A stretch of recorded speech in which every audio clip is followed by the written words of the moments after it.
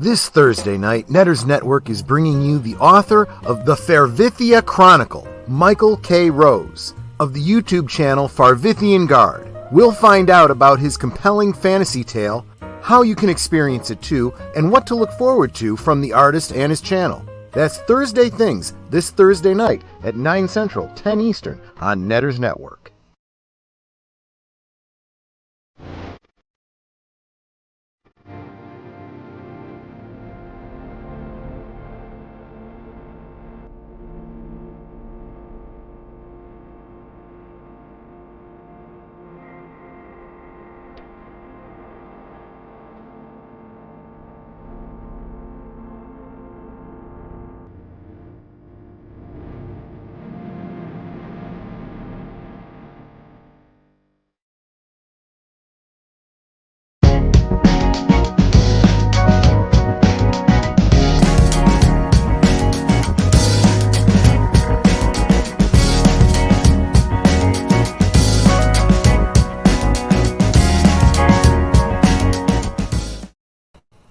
Good evening, welcome, and happy Monday? Is that appropriate? I hope you had a happy Monday, and if you didn't, well, I'm hoping that this movie is a little bit uplifting. I consider this to be an incredibly uplifting film. Yeah, just look at the boobage. Well, yeah, there's that. I didn't even think about that particular aspect of uplifting. The Quixotic hero is, I think, the one of the penultimates of aspirational, and it really leaves me feeling emotional, but really good and really inspired. So I hope it does for you too.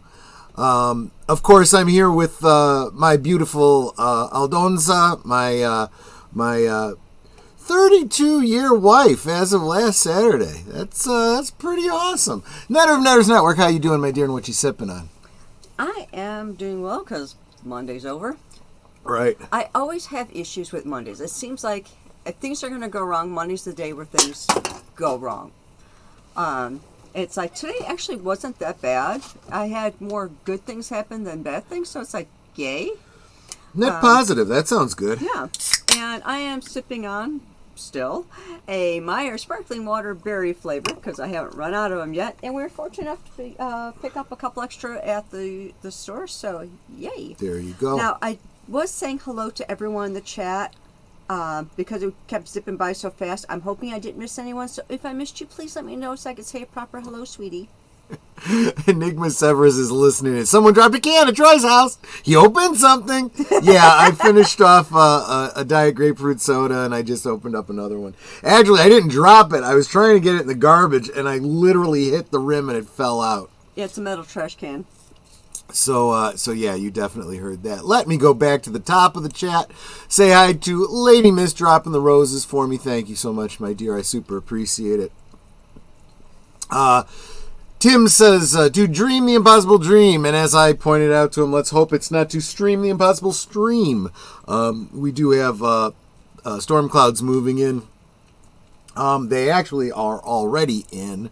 Netter was having a little bit of problem with her connectivity, but I think that's a StreamYard issue. I mean, man, the past couple of weeks have been kind of challenging for us on the internets, but we are working on an upgrade. We did get a new router and a new modem. It's just a matter of installing them. Let's keep our fingers crossed. Otherwise, I won't have any connection to the internet. Yeah, it's like we can't install the thing on a night. Well, we've got work the next day, so it's got to be on the weekend. That. Plus, we also don't want to do it on a night when we have a stream, which is almost every night. Yeah, but if we do it like early enough on a Saturday, that means I can still contact our internet provider and go, okay, we have a new modem. You do your thing on your end and make it work. Make it work, exactly. And of course, Big Al Presents says, have a great stream, my friends. Hope the storms pass. Yeah, exactly. And that goes for all of you all in the southeast. Be careful. Enigma Severus, Last Caller, and Troyer Pachelier. There you go. Let everyone know I beat Connie over to this chat. And of course, Connie is then a little bit behind, but she is here, and I appreciate the both of you so much. Of course, that means that there's Curtis Selby with a tired blogger raid. I was saying I had wanted to catch his stream and did not. I will have to catch it Memorex tomorrow. Let's see. And not thinking I missed anyone. You guys are still carrying the conversation over from Curtis's stream, which that's perfectly fine. Good on you.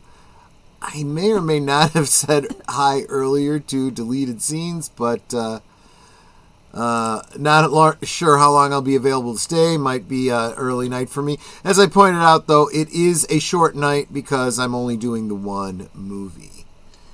And may not still be here, but DJ Play Nice, I've got some windmills to go tilt at. Have a great show. So if you can't stay, I understand, but thank you so much for stopping by over on Netter's stream there. And let's see, JPRPH1 dropping the fedora and the last call logo and so on and so forth. Thank you so much for being here, my friend. Channel member. Yep, channel members. Super appreciate you. You guys are all listed in the production notes below because you literally are the reason I'm able to do this. Let's see here. Saying hi to each other. Netter of Netters Network. There you go. Didn't bring you up earlier. And there we go. So we are all caught up. So, I know you've seen this before, but Netter, do you remember what your history is with this film? Well, I was telling you in the green room that I was aware of the film. Mm-hmm. I was aware of the play, but I didn't really know much about it until an episode of Quantum Leap where Sam Beckett actually was singing. Yeah. Man of La Mancha, and I'm like, oh, I like this music. He does a really great medley of the three main tunes from it. Yeah, it's like he can really sing. Oh, yeah. So, Scott Bakula is a great singer. It's like I fell in love with the music, and it's like, okay, now I got to see the play. And then I think you took me to see the play not too long after that. I don't remember if we saw the play live. We did see the play live. I'm sure I must have brought you, given you the... I'm sure you've seen this version of it. Yeah, if there was a live production for us to see, I most certainly would have taken you to it. I don't have as strong a memory of that. What I do remember is that even though, okay, so I am 1 year older than this film. I was born in 71, this was released in 72.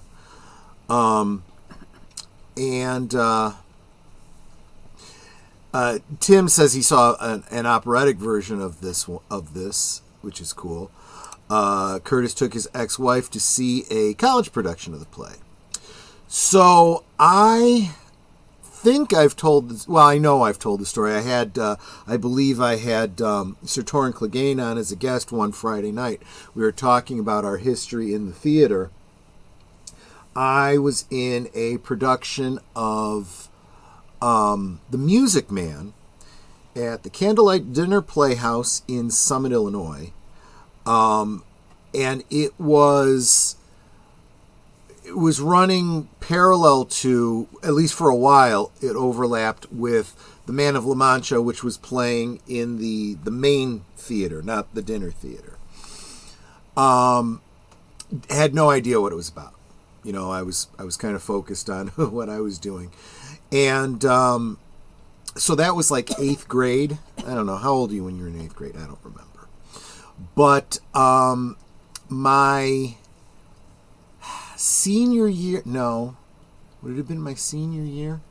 It was after graduation. A buddy of mine who was a year ahead of me, who was in the Navy, he got out on leave, and he had gotten 2 tickets to see The Man of La Mancha here in Chicago at the Chicago Theater. And he's like, "You want to go?" And I'm like, "Yeah, I would love to go. I've always wanted to see it." Well, this particular production, pretty amazing to me. This was the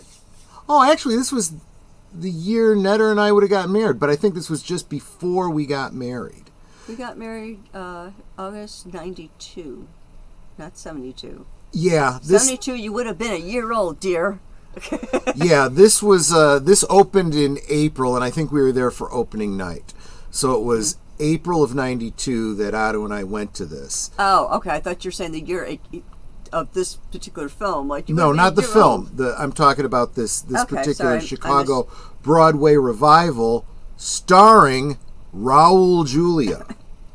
Yes, Raul Julia as Don Quixote Cervantes. And it was originally supposed to feature Sheena Easton as Aldonza. But as it turns out, you know, we get to the production, we find out that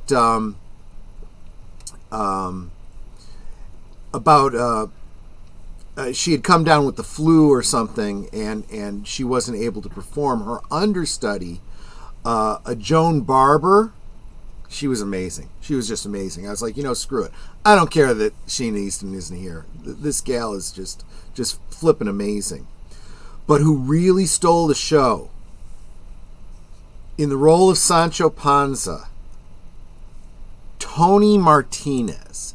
Tony Martinez had appeared as Sancho Panza on Broadway 2,245 times. I think he might have originated the role on Broadway. And he was just absolutely amazing. But I heard that he retired in 2000, so I don't know. I know he went with he traveled with this particular revival of La Mancha with Raul Julia. This may have been his last role. I don't know. But we were so blown away. You know, when you're at live performances, you know, you start clapping for everyone as they make their curtain calls, and then you have the female lead come out.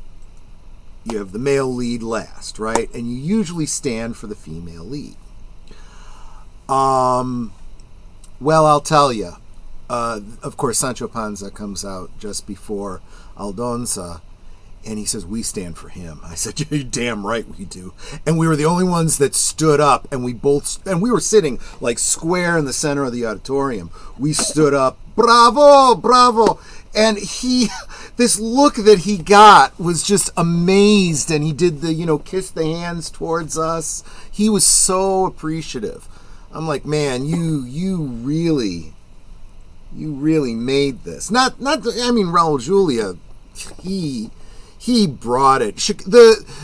I don't remember who the critic was. Said in his write-up, he said, Julia has room to grow in this role. And I'm like, screw you. He was excellent. I didn't know he could sing until, I saw this, And, he just blew me away. But anyway, so that is my history with this story. We should probably get going with the movie, however. Yes, Tim, I did hear about David Lynch. I'm sure we will probably be talking a little bit about that tomorrow night on Live from Sparkwood 21. So, I do believe that this, if you are not watching live with us, I know the Internet Archives and Daily Motion have copies of this up. They're not great quality copies, but they are available if you are watching in the future and are unable to follow along with the stream. But all the rest of y'all, you can absolutely click on that Cosme link at the top. Let me just double check that Cosme link, because we've had problems in the past. Nope. Looks good to me. So make sure that is correct. Yep. And yeah, so go ahead and right-click on that and open it up, or get your own copy out if you so choose. I will let you know this: I do not have subtitles for this one. They weren't working out for me, so sorry. We're just gonna have to use the old ears. So okay, let's go ahead and get this show going. 2 hours and little change. I need to put the Cosme link up on my side. Yes, I just realized absolutely. And I am posting the Cosme link as well. It is now pinned to the top of the chat on my stream and his stream. Okay, and we will get this rolling in 5, 4, 3, 2, 1. Curtains.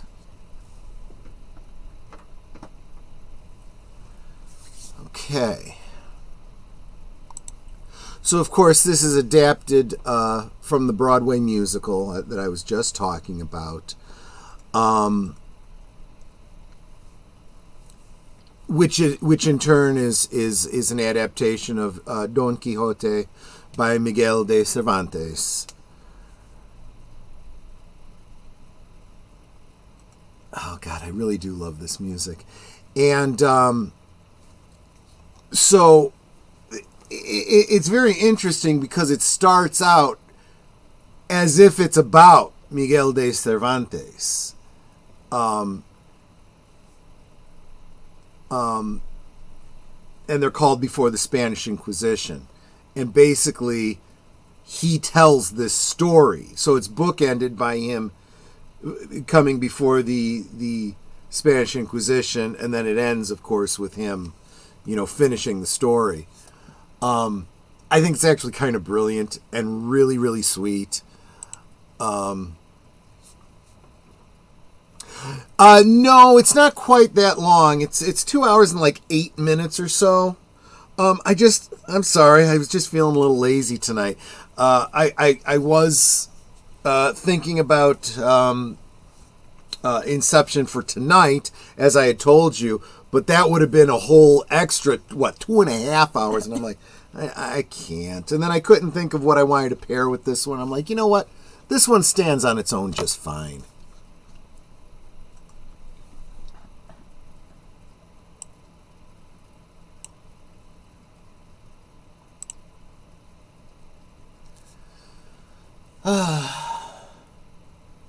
I did not know Arthur Hiller was the man who directed Silver Streak. That is very interesting, Tim. Thank you. Cervantes was kind of a badass. No, you're not wrong. You're not wrong there.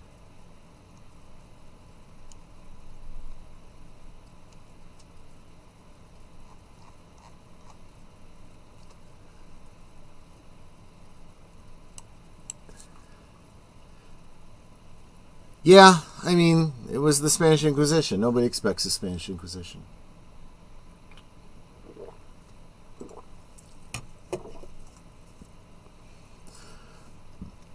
Now, obviously, this is a farce, kind of mocking the Inquisition.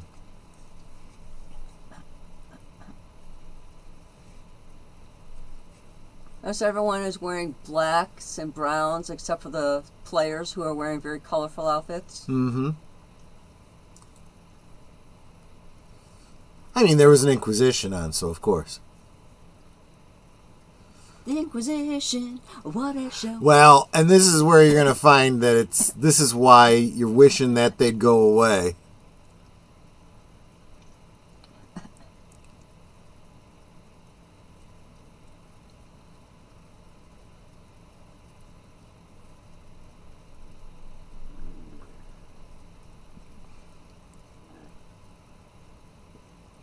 And so you kind of get this overlap of reality and story. He's doing a play about being arrested by the Spanish Inquisition, and the Spanish Inquisition is coming to arrest him.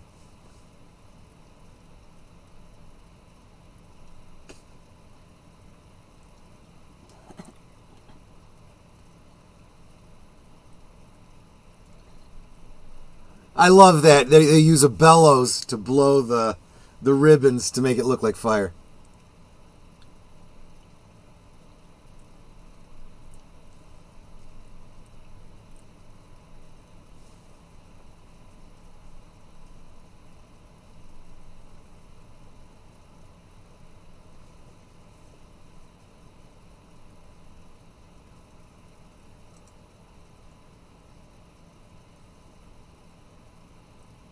Yeah.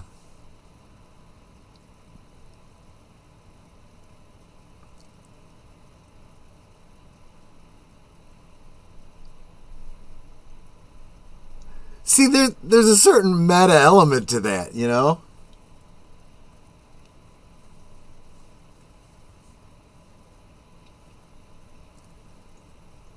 He's under arrest for performing a play?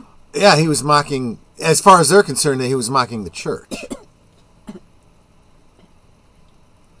This would be, today would be, what do you call it? Satire, Poking fun at the powers that be.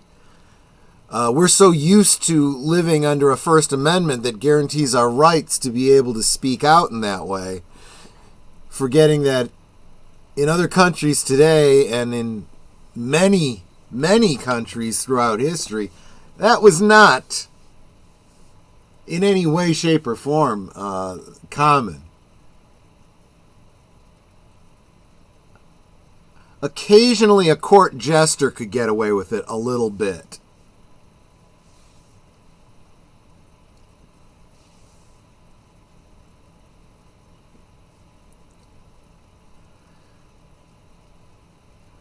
Now, in this case, the bring out your dead is the, as far as they were concerned, the heathens.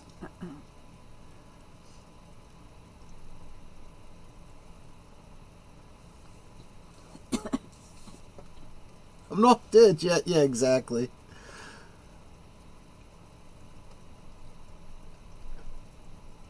Peter O'Toole, his name is two slangs for penis. I never thought about that.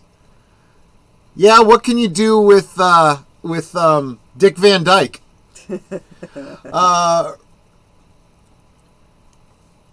Well, it's funny you say that, Tim. We do have rights, just not enough people, or at least half the population doesn't use them. And the ones that do use them, they have no idea what they're talking about.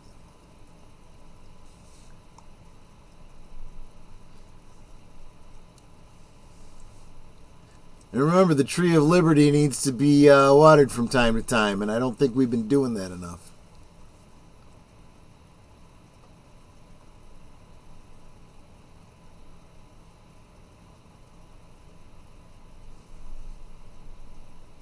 So, in the stage play, they kind of bypass all of this because of the nature of it all being performed on stage. So they kind of start with this. Him being escorted into the, I don't know what this is, prison or whatever. Holding cell? Yeah. And the production that I saw was actually really cool. They had this it's hard to describe, but these instead of a spiral stair like this, it was a big stair that was brought down onto the stage from, way up in the lighting.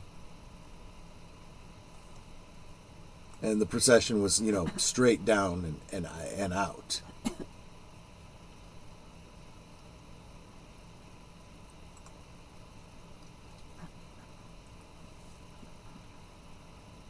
Oh yeah, it looked a lot like this. But you got to imagine this like on a stage.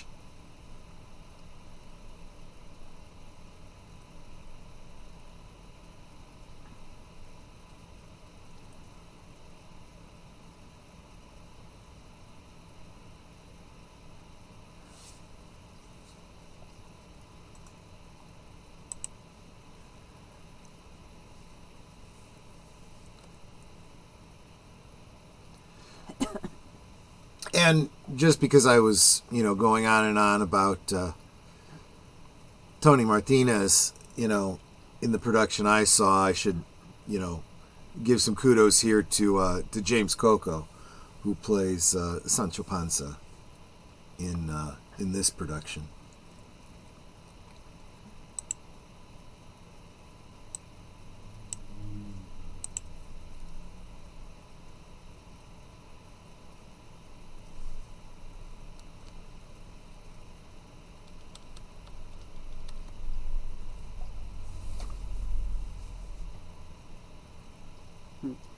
You may not be here long. Well, that's interesting. A lifetime could literally be an hour.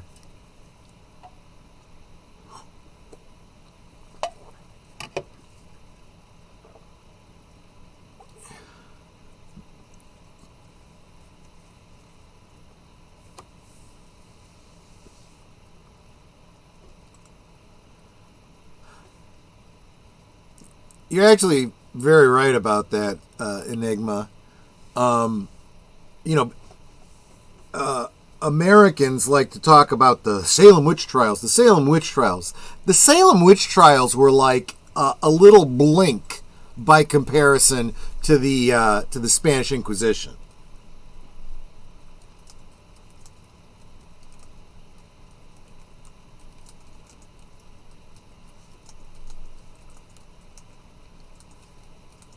PJ, welcome. Good to see you, my friend.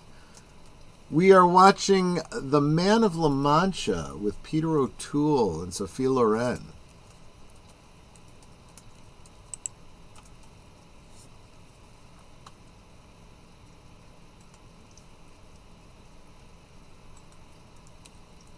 The heck? What did I do to you?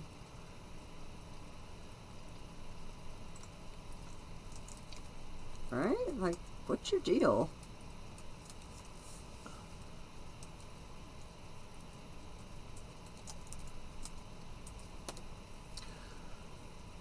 So, of course, these are all the costumes and properties from the theater. Right.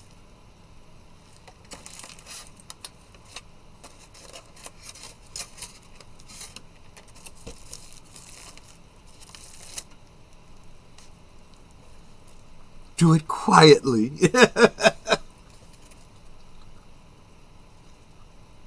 It's a little difficult.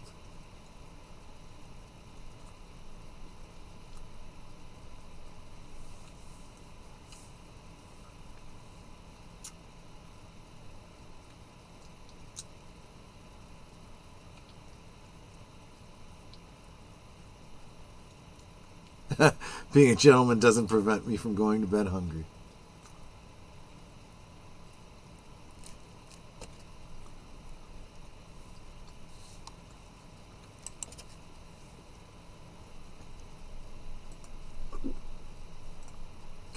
What's interesting is he introduces the character as his servant. That's really the only name he has in this, this framing real world. again, he plays Sancho Panza when they get into the story, and that's how I refer to him, but that is not who he is. It's like he has no other name other than Cervantes' manservant. And when you kind of get to know Sancho Panza, you're like, yeah, that's an appropriate analogy. That is his identity. Because his boss is insane. Yeah, but insane in possibly the best way. Oh, sorry, I got the hiccups. It happens.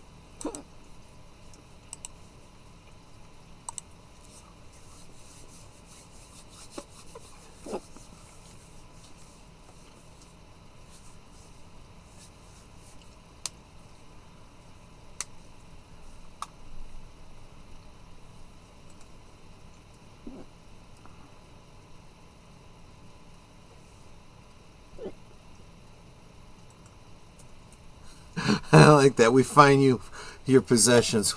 How much of my possessions? All of them? All of them? Well, it's impractical to go more than that.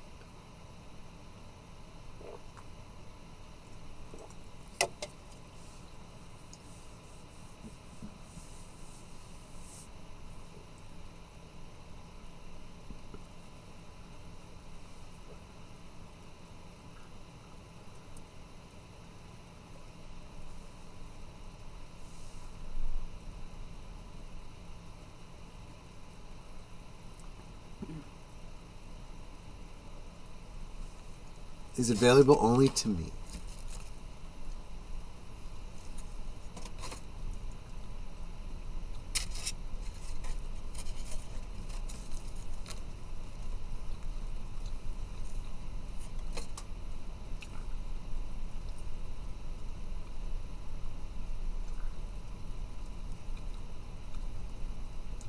See, so now he isn't even before the Inquisition yet. He's being tried by the prisoners, actually.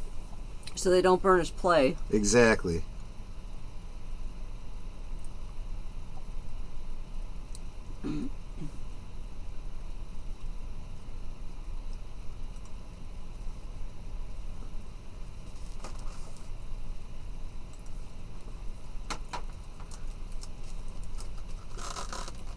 A play.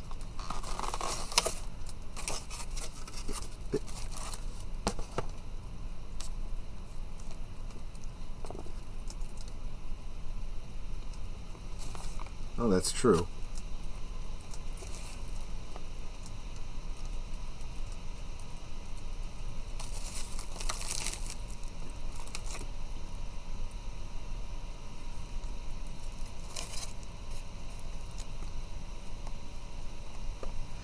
Kind of sums up the whole purpose of entertainment, right?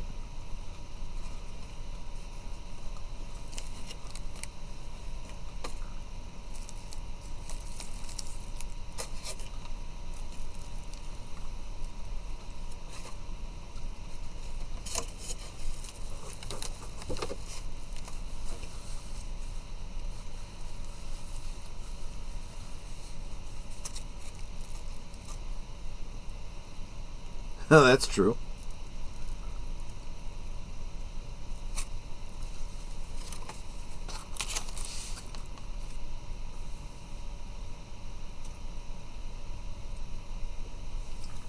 He makes a great point. Also, what else are you going to do with your time?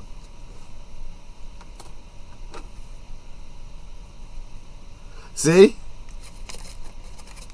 You got nothing else going on. You're prisoners.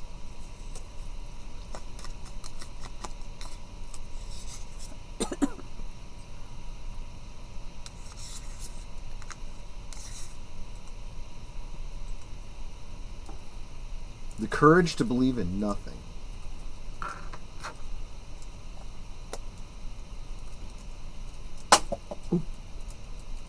Stop throwing things around here. I know. That one I really missed. Yeah.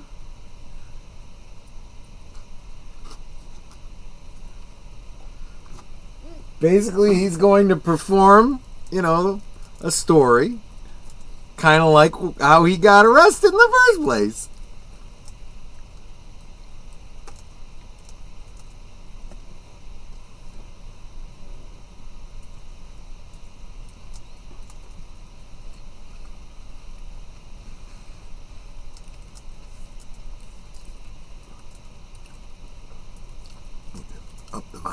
bit.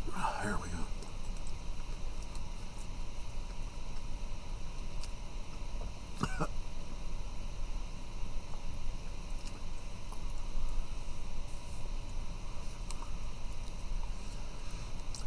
And interestingly, as he puts the makeup on, this is actually part of the entertainment.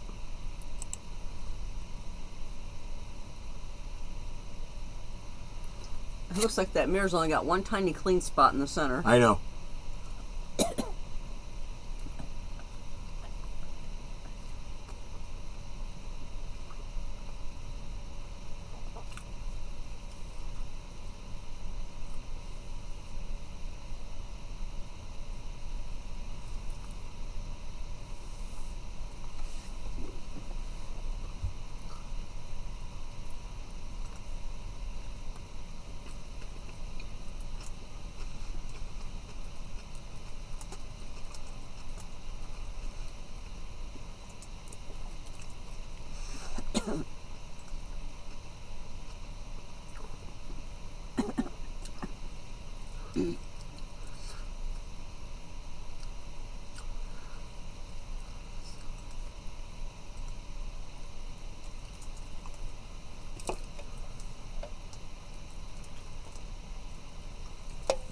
Now, I will admit, never have actually read The Man of La Mancha.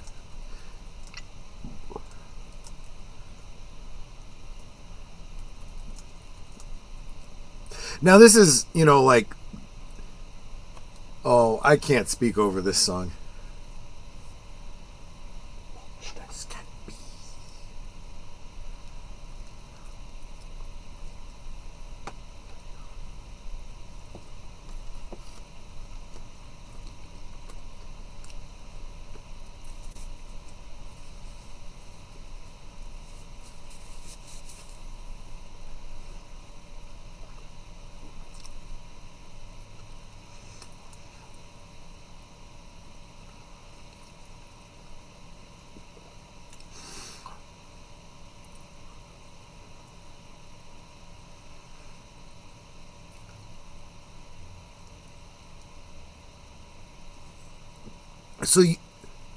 So you see him with this very basic stage makeup, right?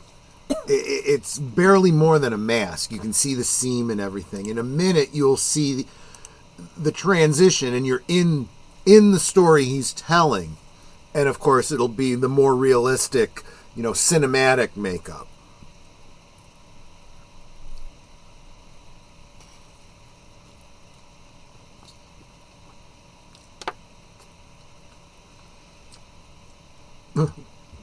Can't get out. Thank you, Curtis.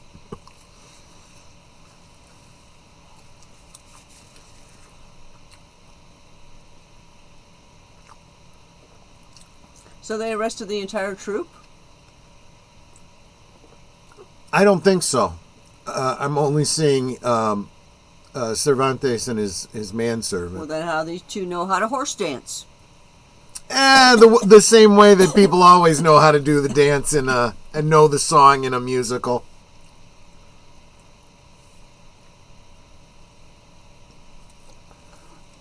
I mean, more than anything, he's got them having fun. That's part of his plan here.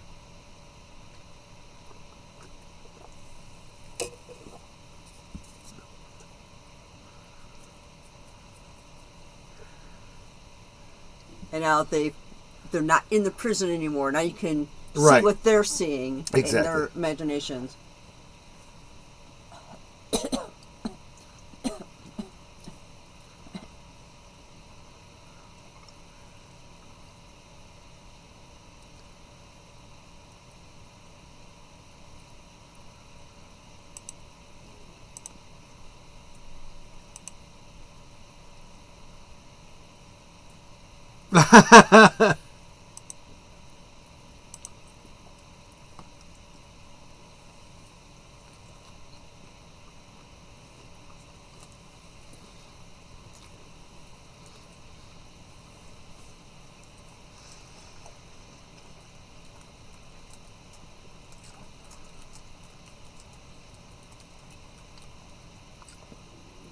Charles II of Spain. He was inbred. If a brother and a sister had a kid, that kid would be less inbred.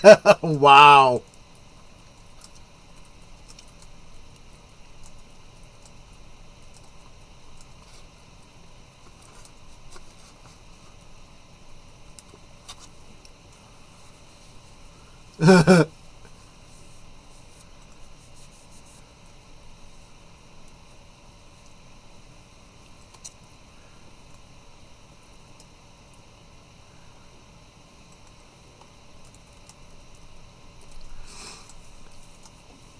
So again, the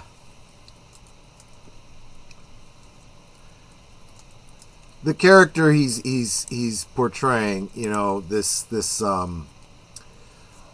Alonso Quijana believes himself to be a knight named Miguel de Cervantes. Or excuse me, no, Miguel de Cervantes is the author.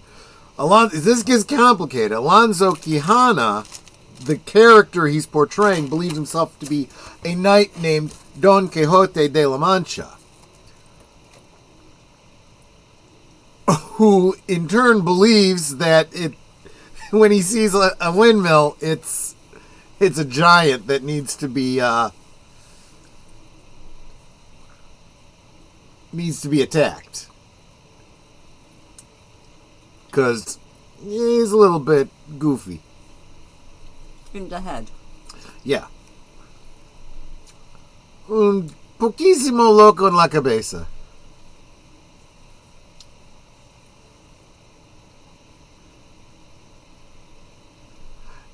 Now, from, the fighting person's point of view, he's being picked up by the giant now.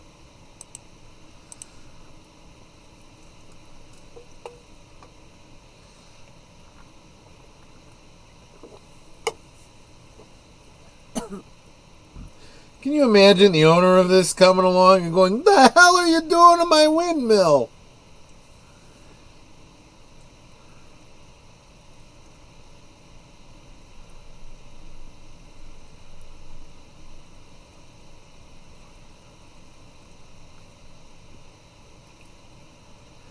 Ooh! Wow.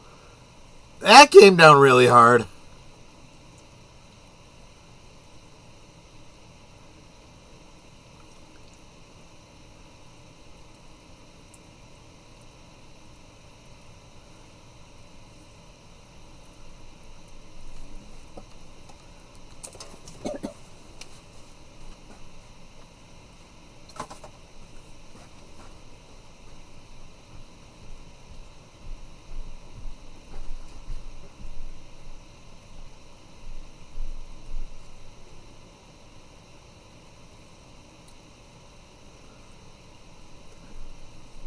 Well, actually, I think the closest would be, what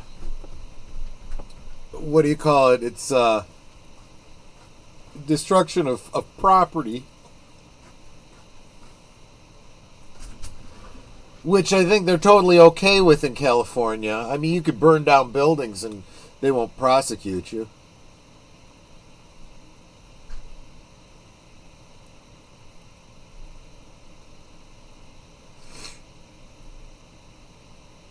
He's basically a shanty town, and as far as he's concerned, it's a castle.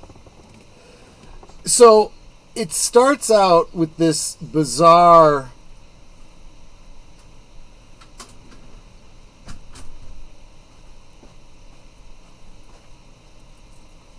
Well, that's a place where you could stay, and that would be nice. It's humorous, it's oddball,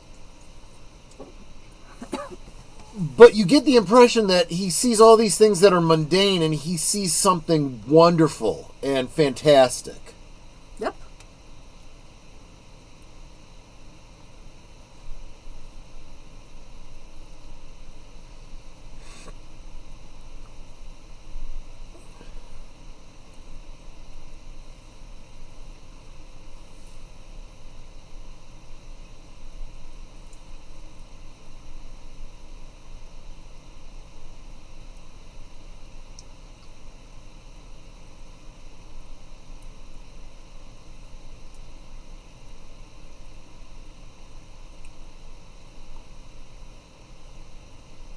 I mean, you have to admit, he is charming, right? We are just getting into the story. Cervantes, in the story, Quixote has arrived at the town, but now he's setting up the story.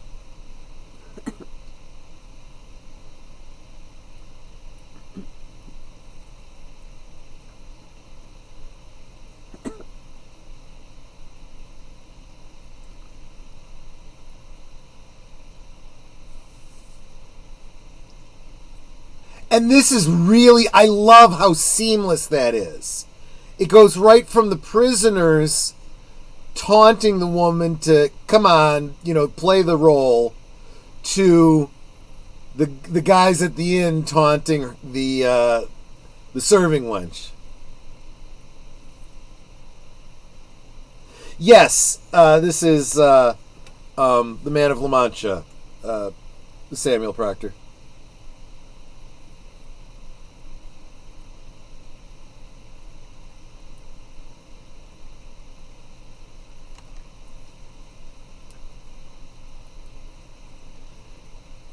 Talk with your money, now with your hands.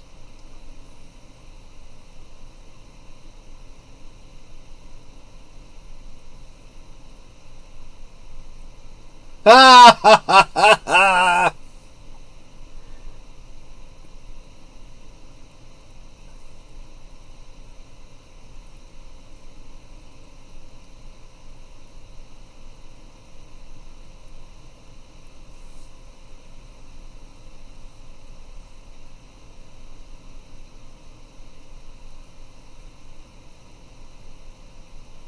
So you get her story here, which is not too dissimilar to Fantine in Les Miserables.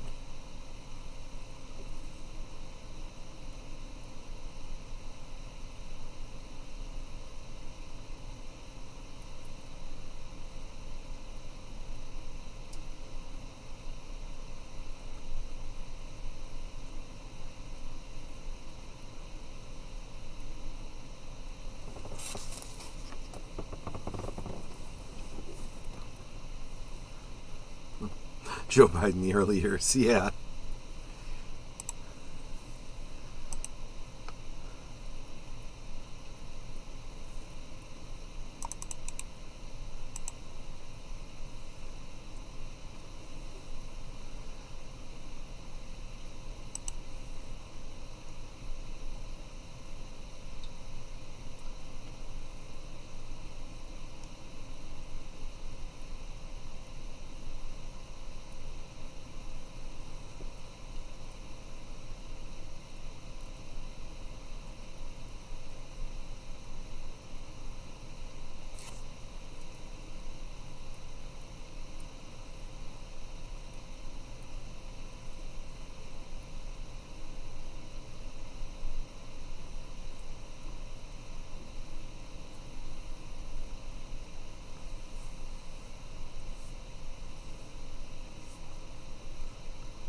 And that guy's probably like, I gotta touch her boobs. Yeah.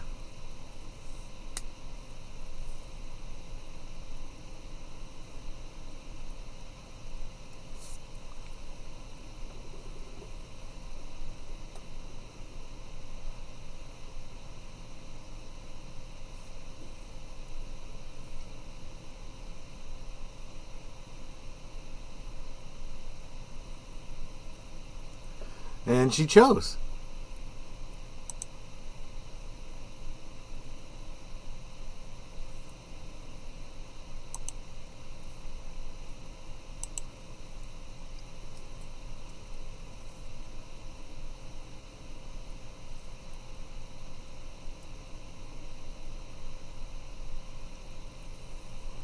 I mean, she could have at least checked to see how much it was.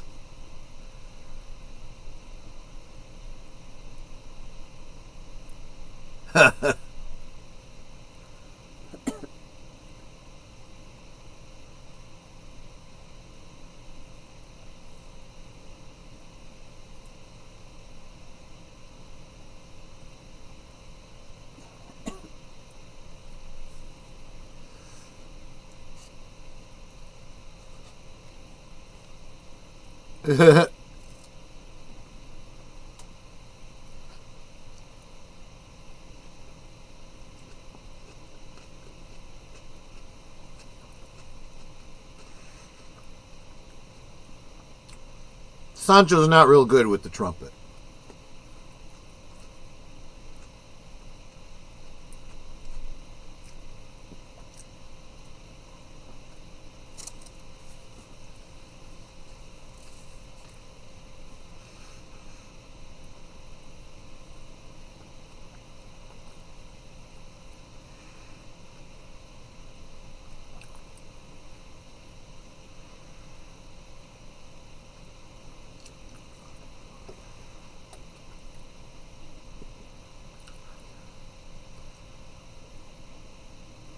Knight errant? Yeah, knight errant. He forgot his line.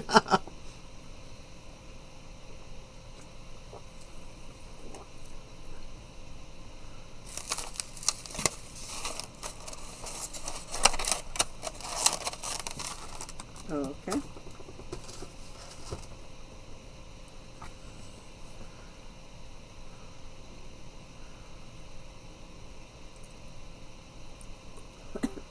Ooh!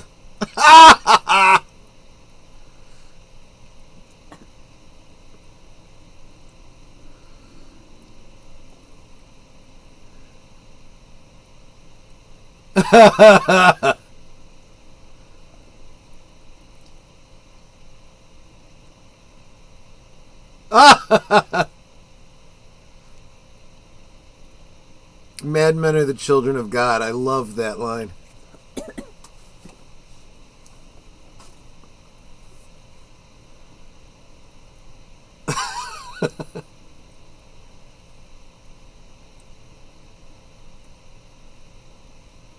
Yeah, I've fallen off a horse a time or two myself, Tim. You're right. If you hit just right, it knocks the wind right out of you.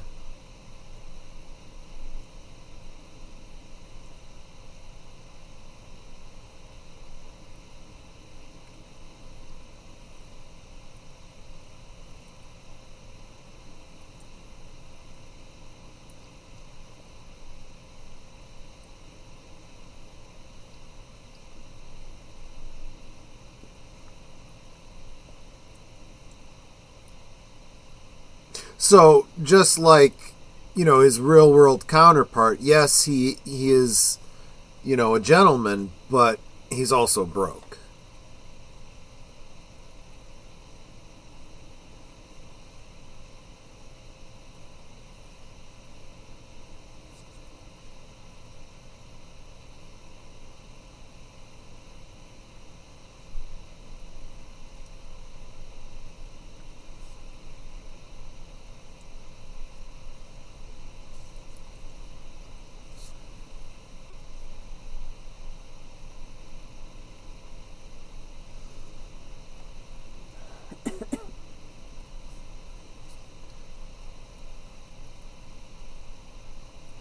They laugh, because, yeah.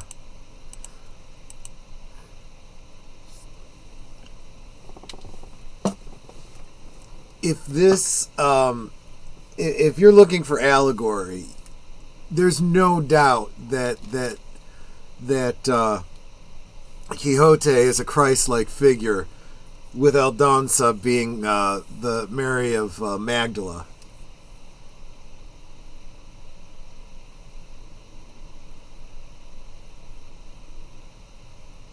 Dulcinea. Yeah.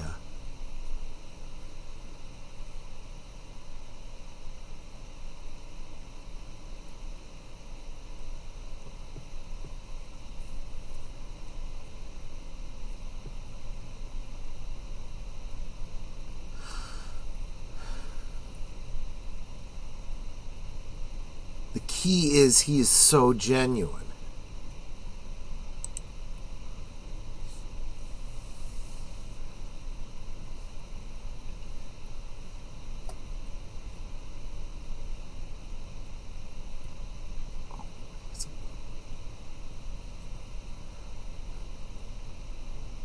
Dulcinea, right? Sweet. The sweet one.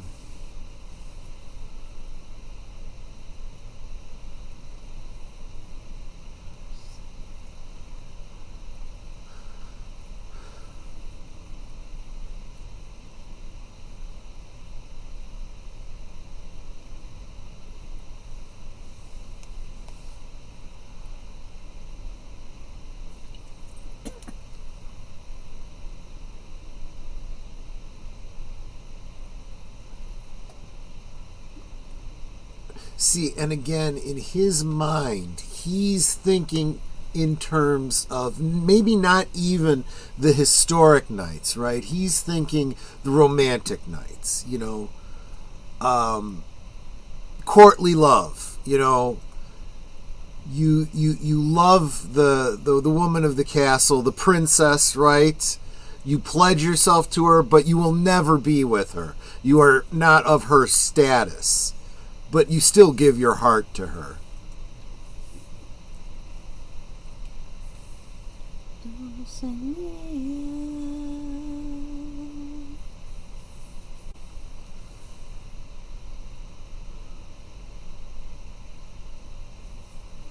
Oh, you heading out, Tim? Okay, take care. Thanks, man.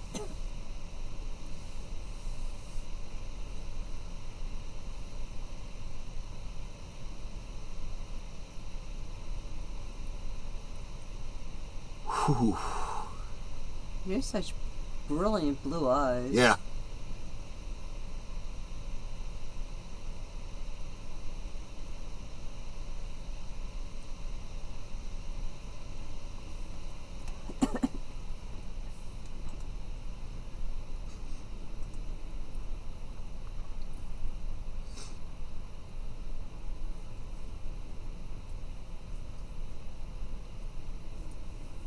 And now, of course, everyone's mocking her.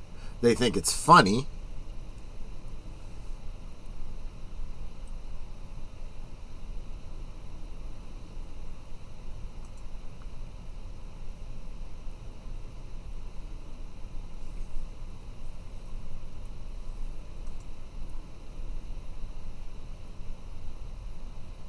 Oof!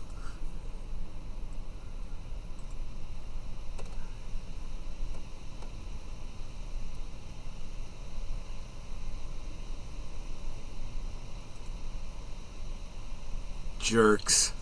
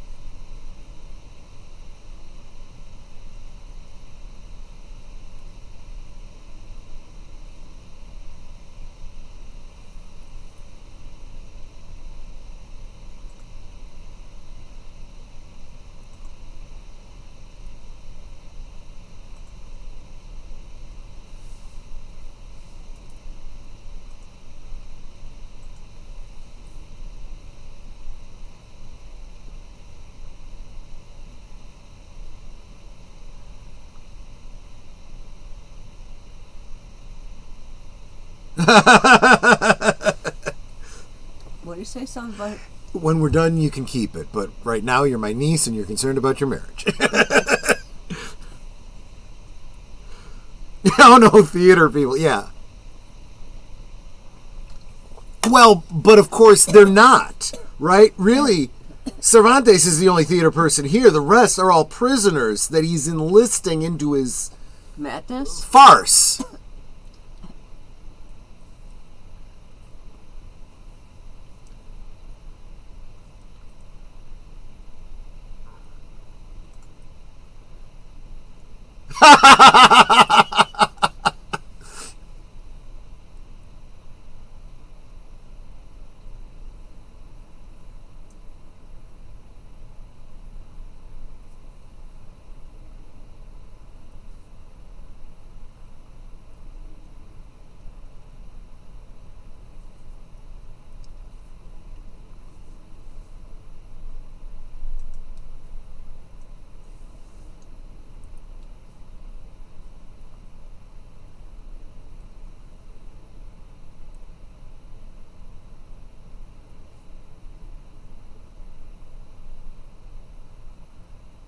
Nice, Curtis.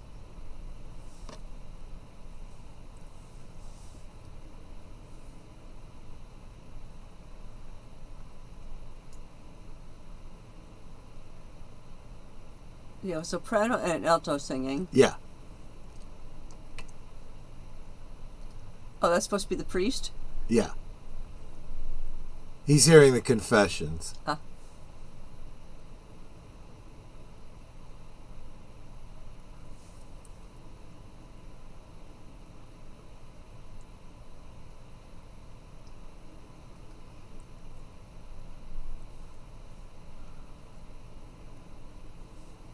Why is he wearing a yarmulke? Pardon me? He's wearing a yarmulke. Is he supposed to be Jewish? Catholic priests wear... Catholic priests wear yarmulkes? They did. Now only bishops and the Pope do.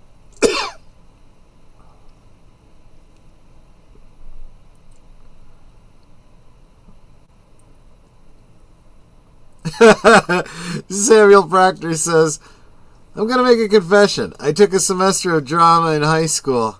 I think I was the only straight guy there. There you go.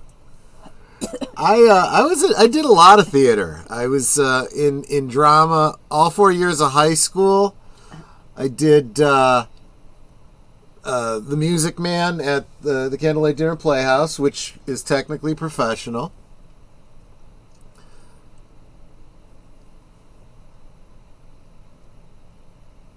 I need to take some aspirin.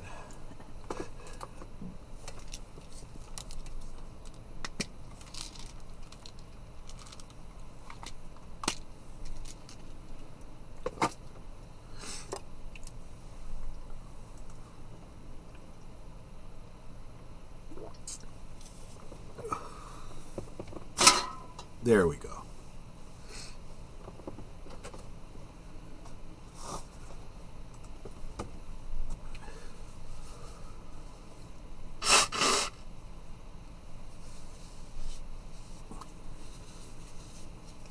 Kind of enjoying this, you get the impression. Oh, thanks so much for stopping by, CK. Super appreciate it. You're awesome. Osmo, you are Osmo.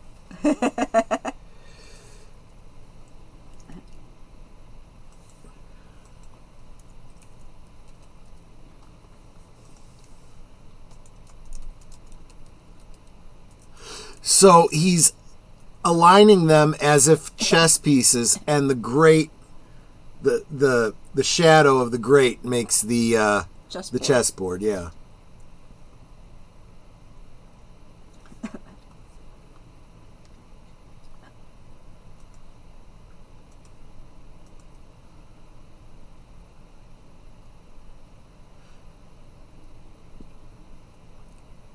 And if you pay attention, they move in the correct movements.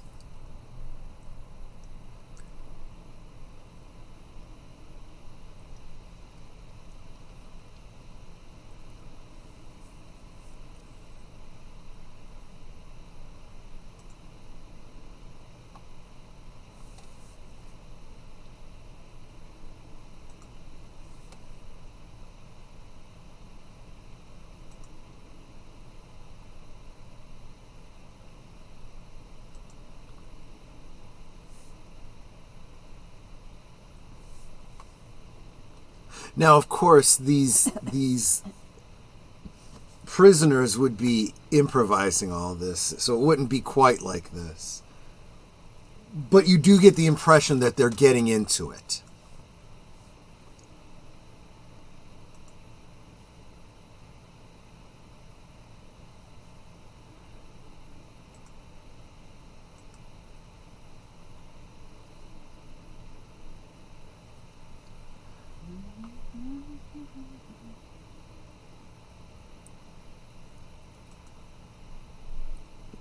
So this is an early form of psychoanalysis, right?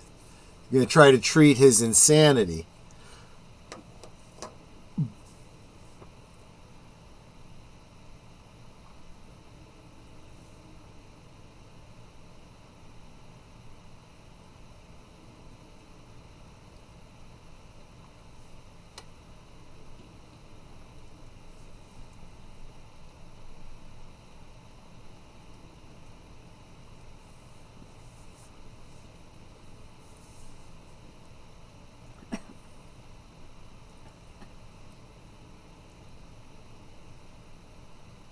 I love the transitions. They do it so well. Neither can I.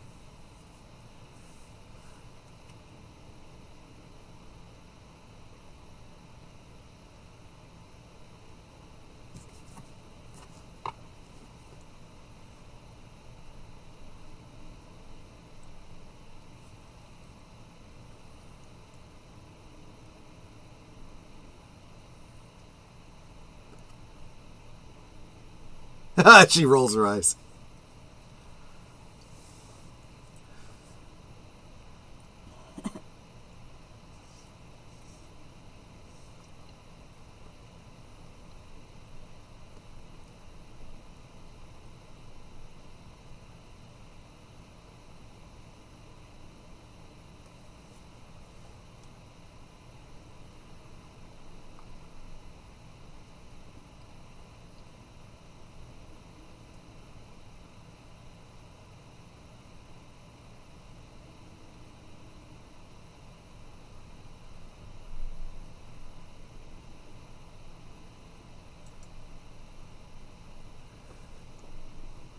Another one's getting a garment.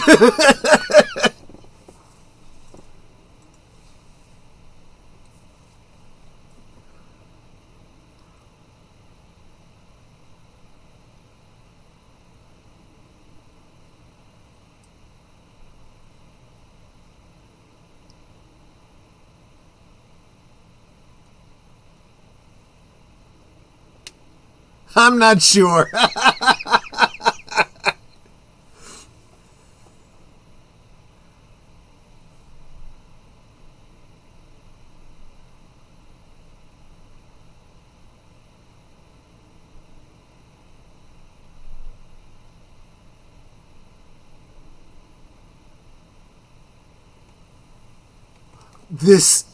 This is key.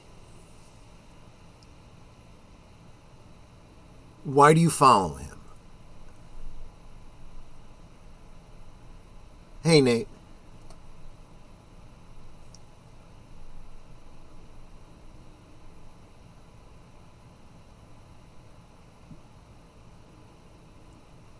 Because I like him.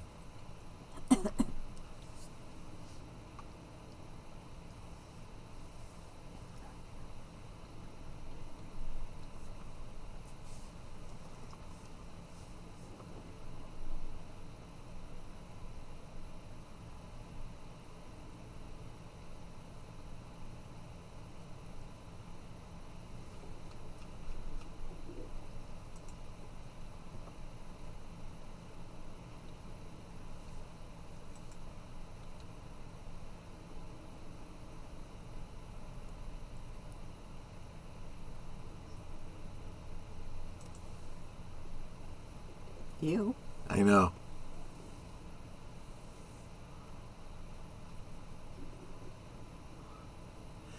And see, the key is, as we go, we, along with Aldonza, are going to see what he sees in Cervantes. I mean, Quixote.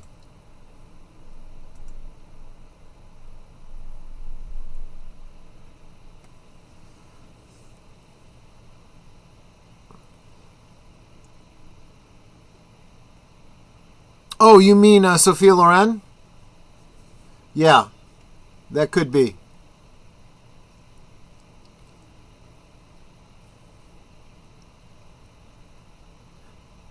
It's not like that. He's not gay.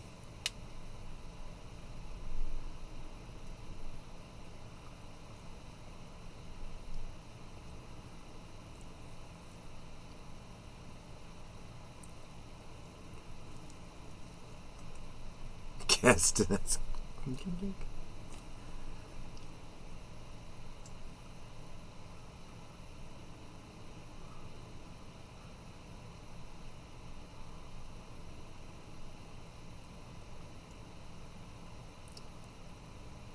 And he's taking the dish rag as though it was her silk scarf. I hope he washes it. Or at least wrings it out.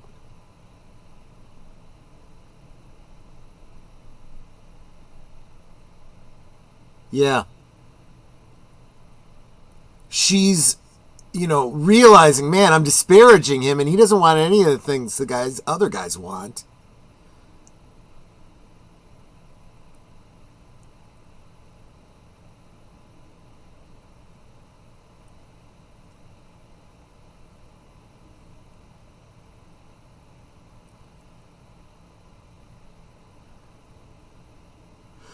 Now remember, when we were first introduced to Aldonza, she's saying you're all the same. She sees all of these men as the same.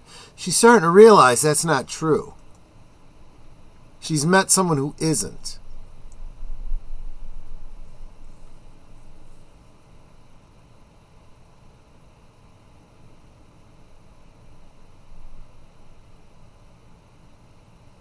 See?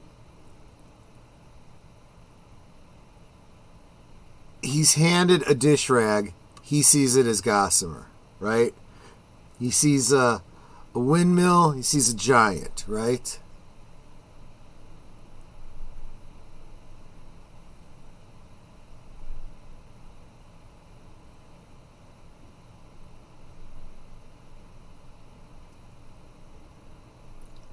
He sees a dish wench, effectively a prostitute, and he sees a princess.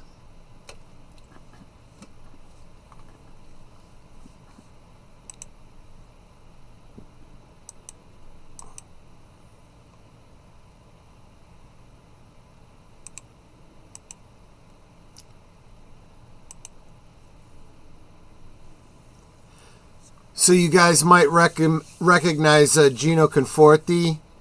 You probably remember him as Felipe from Three's Company. Mm-hmm. He's a Chicago native of Italian descent.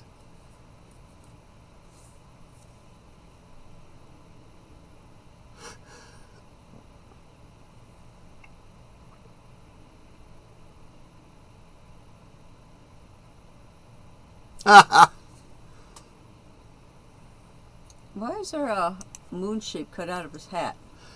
Because it's actually a shaving basin. Ah.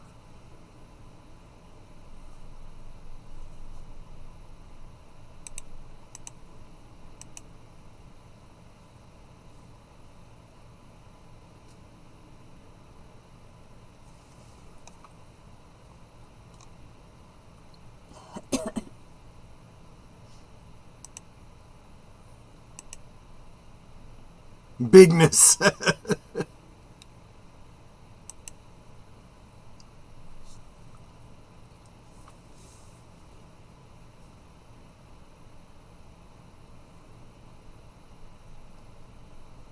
What is he talking about?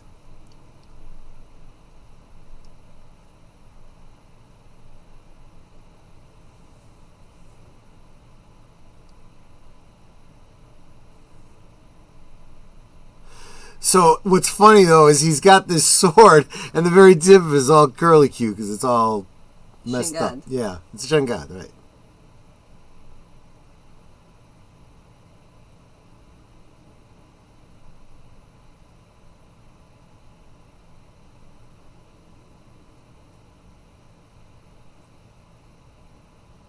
No.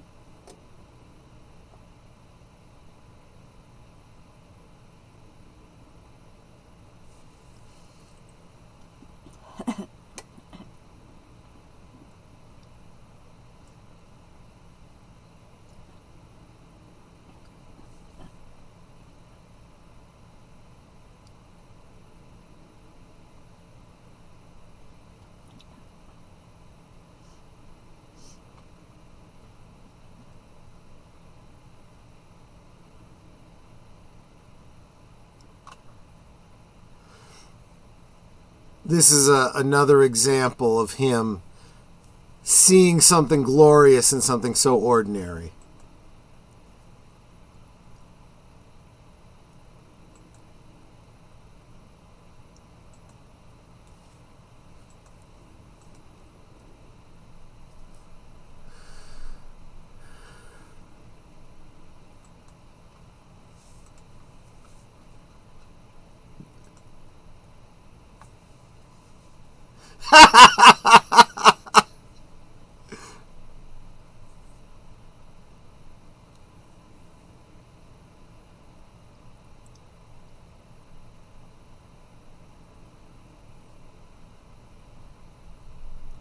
He ever needs to shave.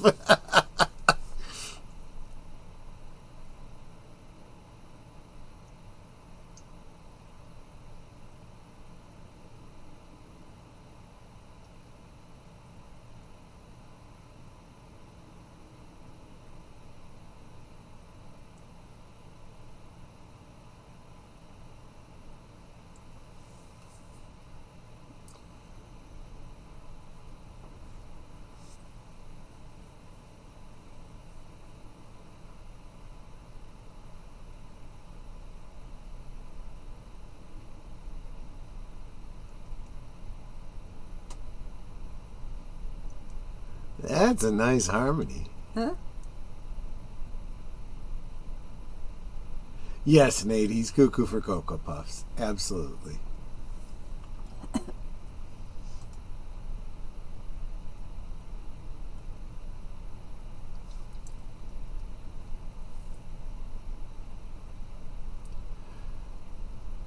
My sword.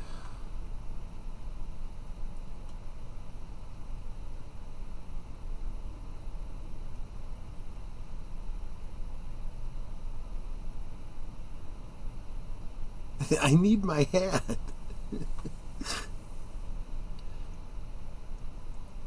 I mean, from his perspective, it's like, well, you know, I still need to be able to give shaves and haircuts. I kind of need my basin.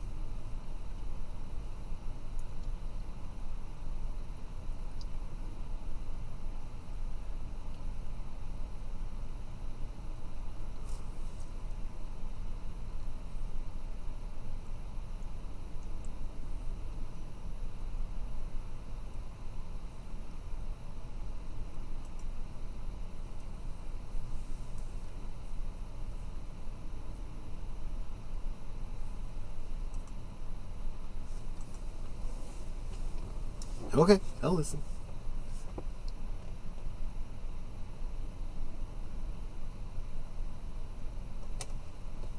Oh, that's bad.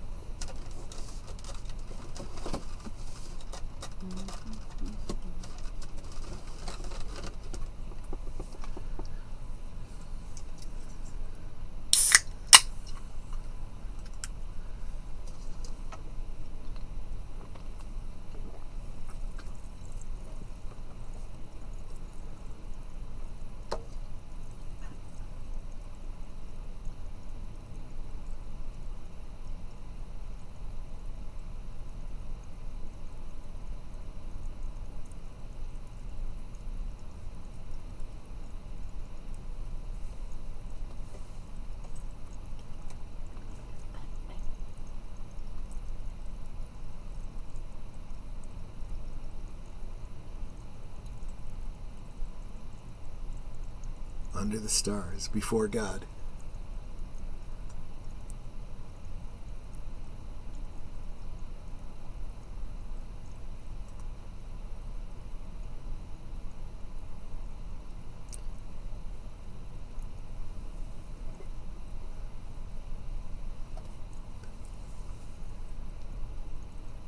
Okay, whatever you say.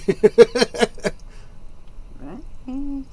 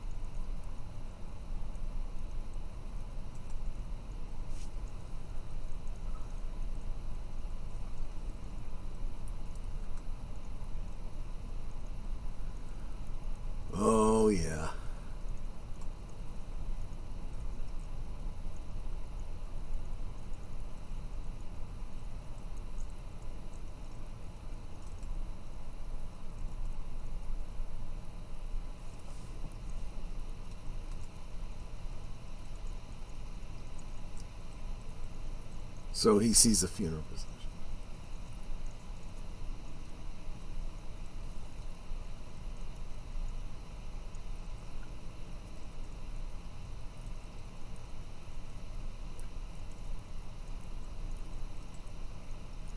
So remember, his family is going to put on a charade to try and cure him, right? This is what they're doing.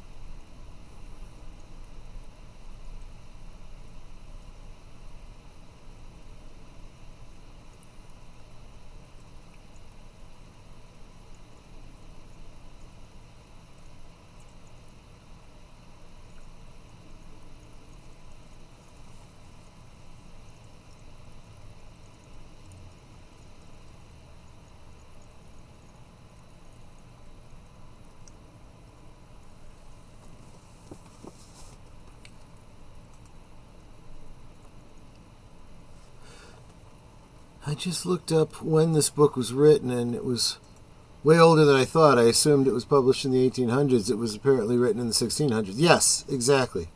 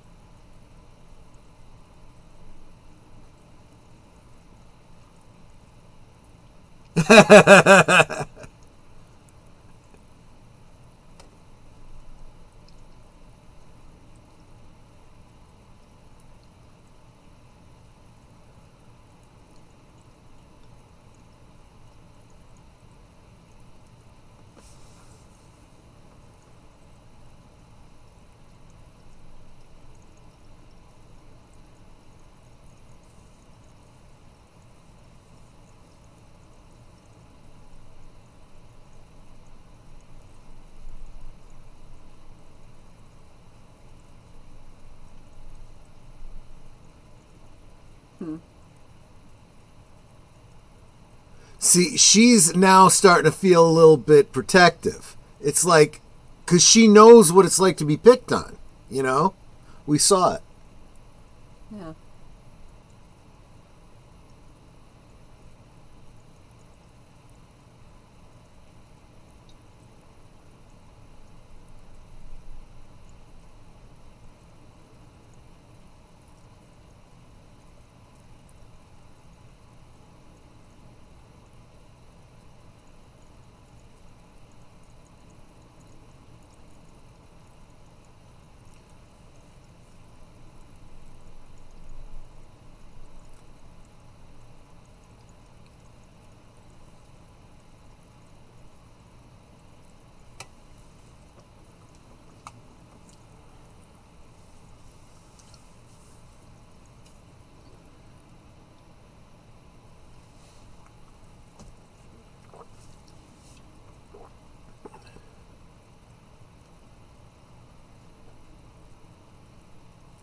This does seem to be a little bit of a hole in his story, because there was no chapel.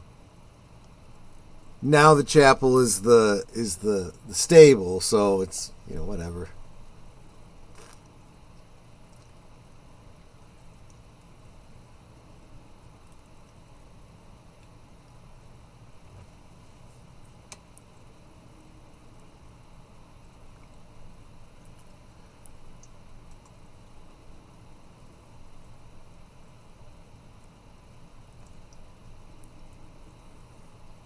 So, yeah, getting back to what you were saying, Samuel Proctor, Cervantes is telling this story,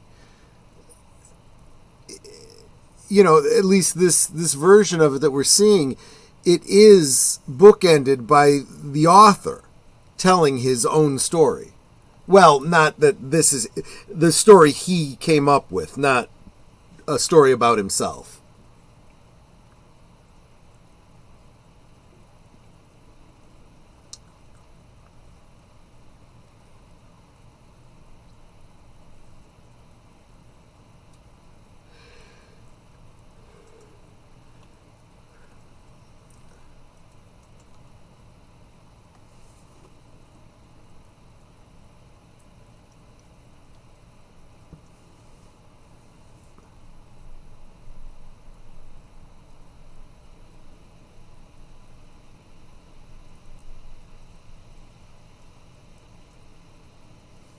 A bunch of ruffians, they sing really well. I know, this is a pretty song, even though it is a mocking one.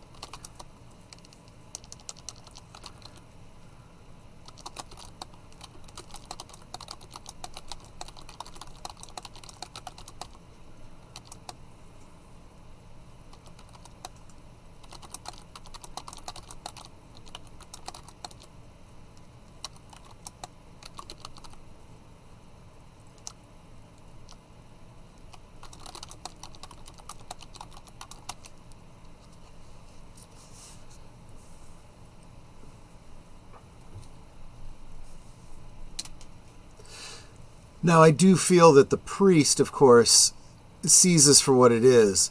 You know, when he says, you know, is perhaps the cure, you know, more cruel than the disease.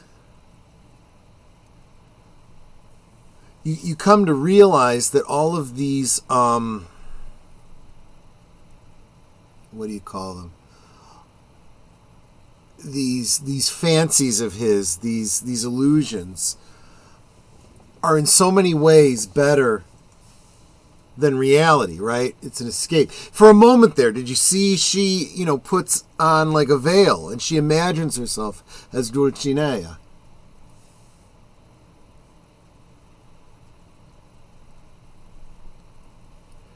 Yeah, I'm sorry. I was typing to somebody over on the Rumble side. Just wanted to say welcome to Brazil Music Lyrics.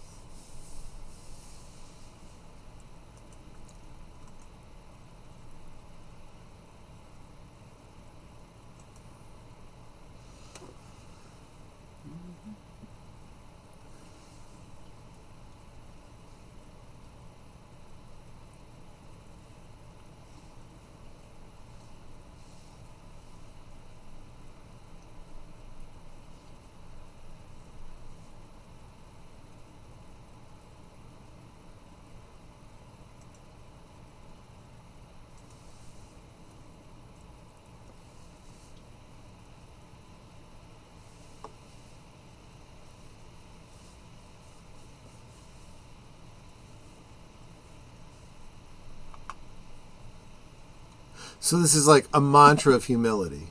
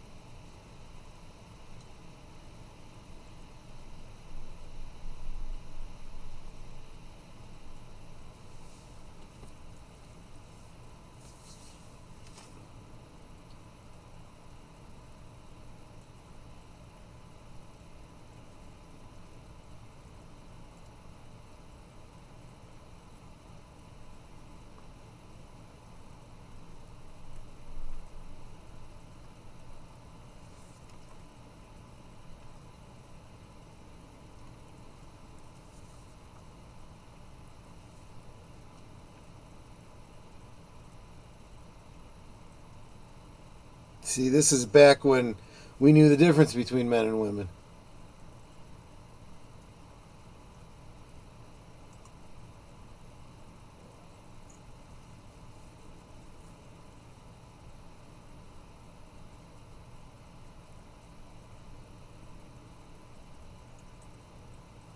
See, she keeps thinking he wants something from her, and he just wants the opportunity to give to her.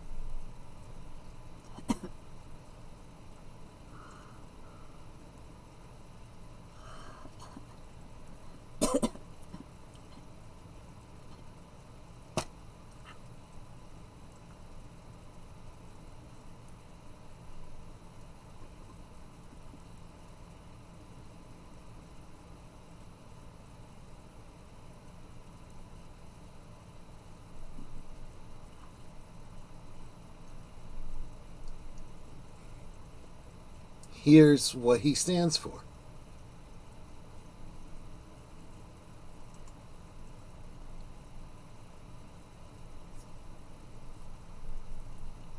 Get your tissue ready. I'm okay. This song always makes Troy cry.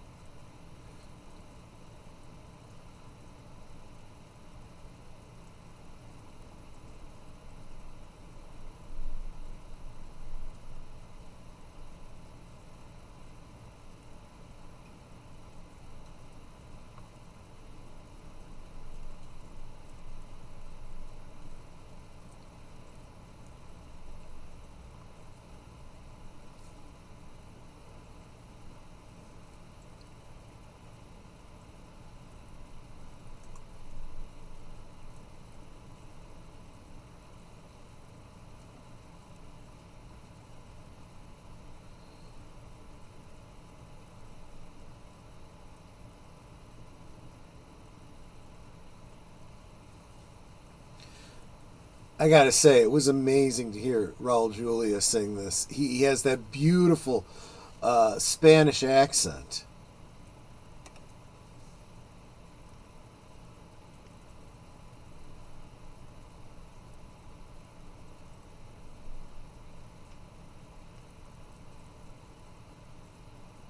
And now, after he's declared what he stands for, he's backing it up with action. Okay, take care, Enigma. No worries. Take it easy, my friend.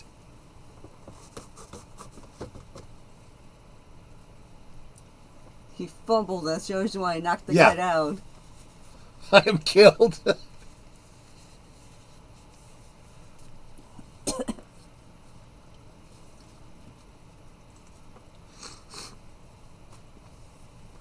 Curtis, it should be every man's theme song at some point in his life.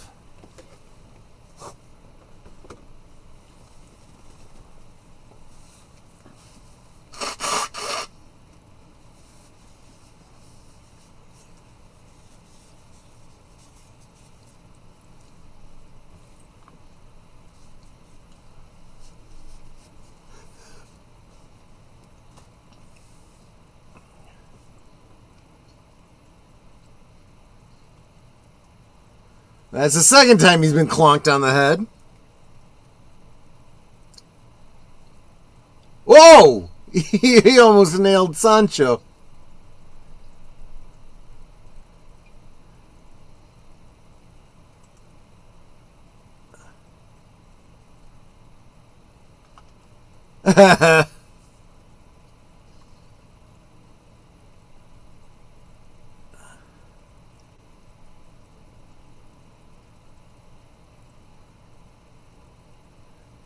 I think Sancho's getting it as bad as the other guys.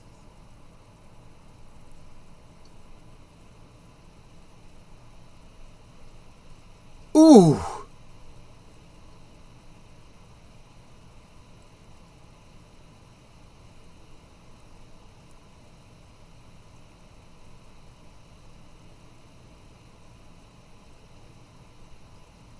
Oof.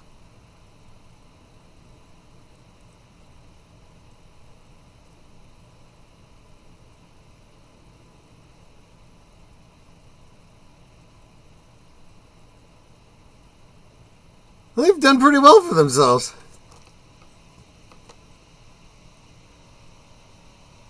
Mostly by hitting them by accident. A victory.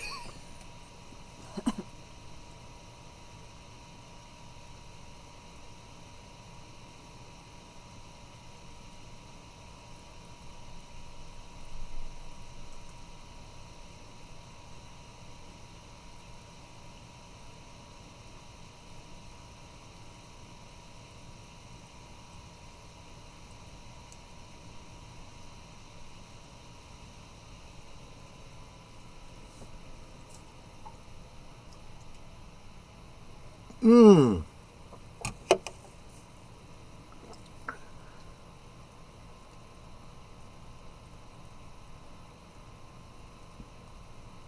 You've been routed, now leave.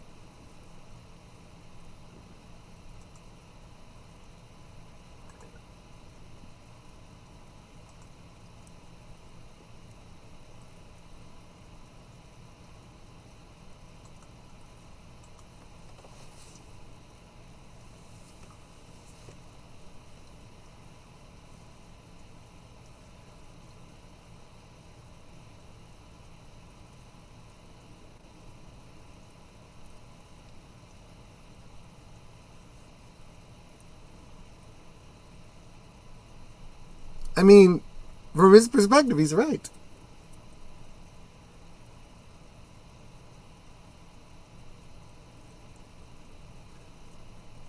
Oh, he's actually been knighted? Yep.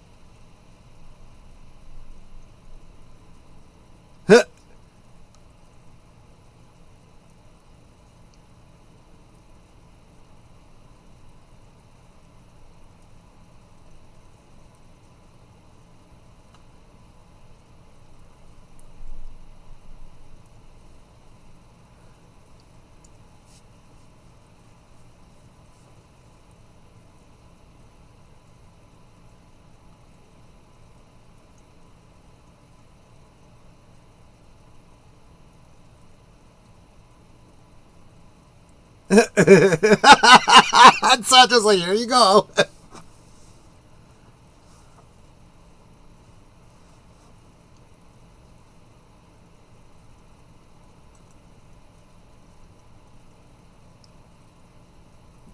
Great, now I gotta think.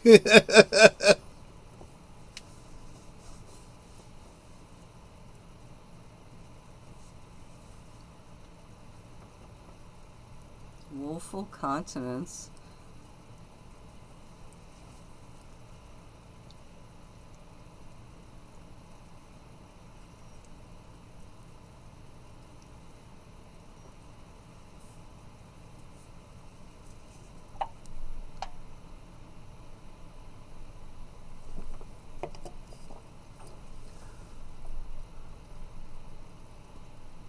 And I think that's probably true. I think he will remember him. I think he kind of enjoyed being thought of as the king of this castle for a while. That has such a sad looking sword. Yeah. I would never let my swords get in that kind of shape.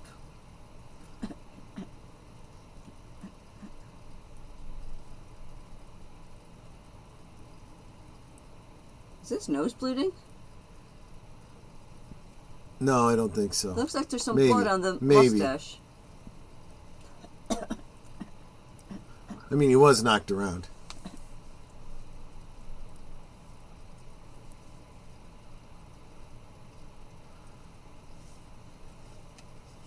Yeah, there's some blood around his nose. Yeah, I guess you're right. I never noticed that before.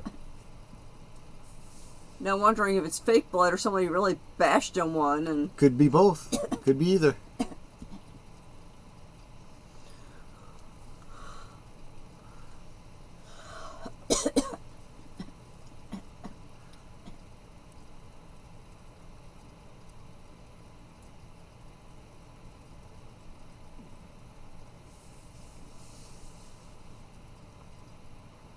Did he actually put the sword on his shoulders? Yeah. Yeah, a couple times. They had to keep having it handed back to him.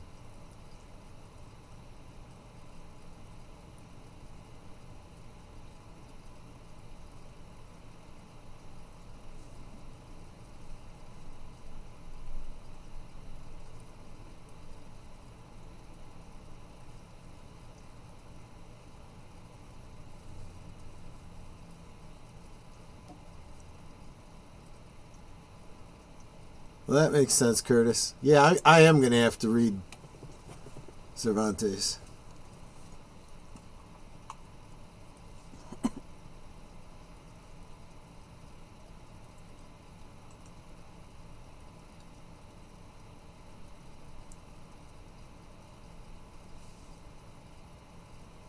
And wake up in the morning and find himself dead.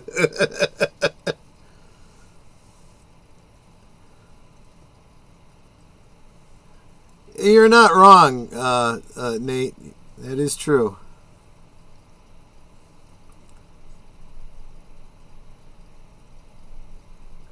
Oh, that's absolutely true, Samuel.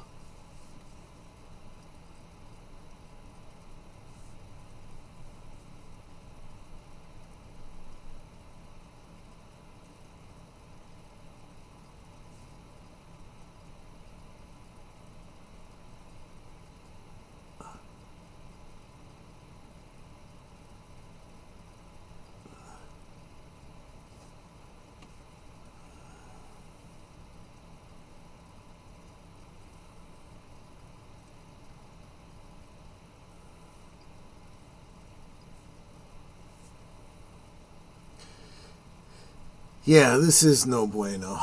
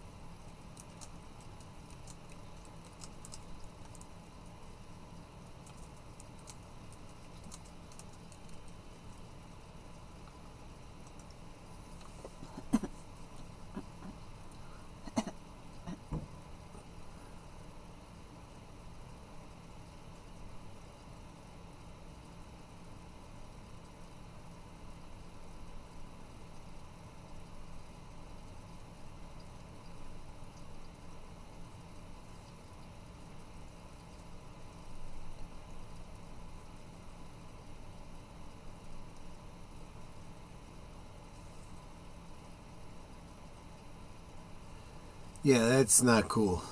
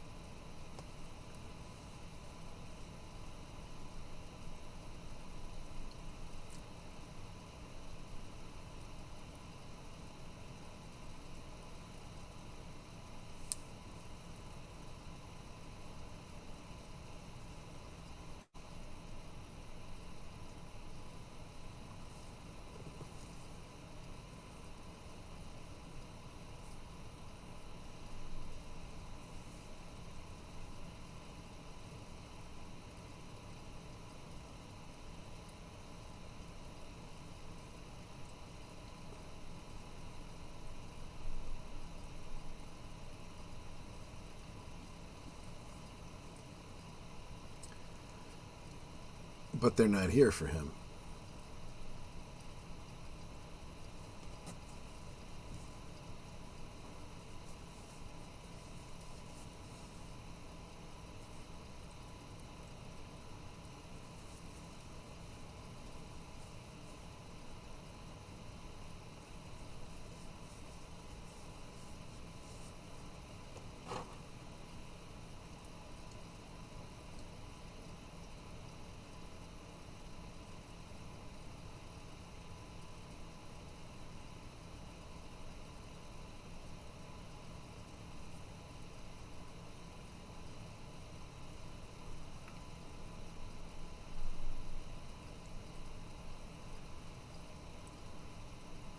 Now what? They're going to put him to death?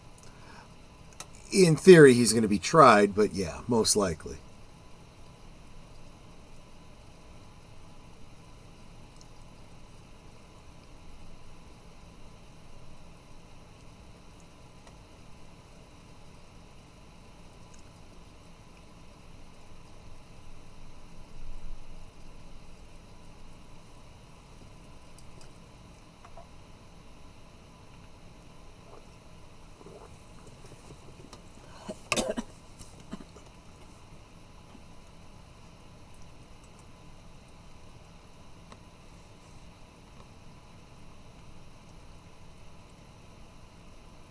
I like that. See, that's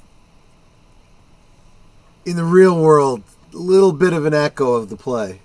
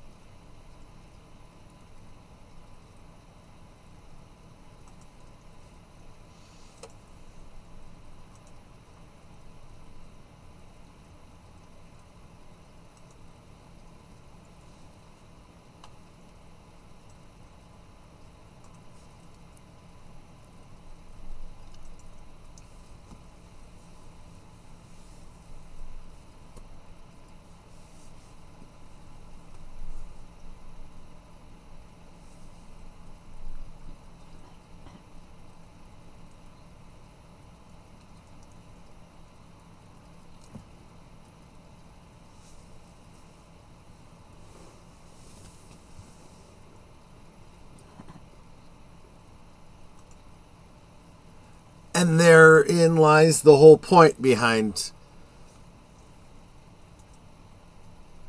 Don Quixote, right? He sees the world as it should be from his perspective, and he sees it always in the most positive of light. And it does make one want to see what he sees.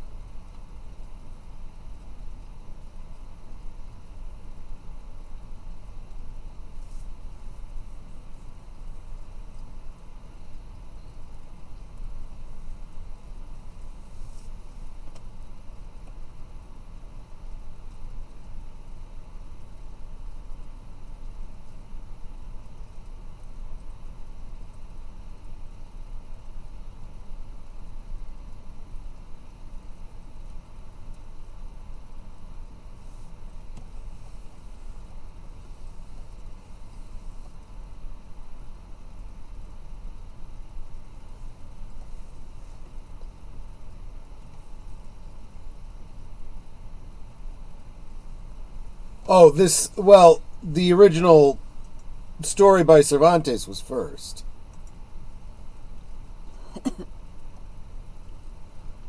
Yes, I think it's entirely possible that Les Mis had at least some inspiration from this.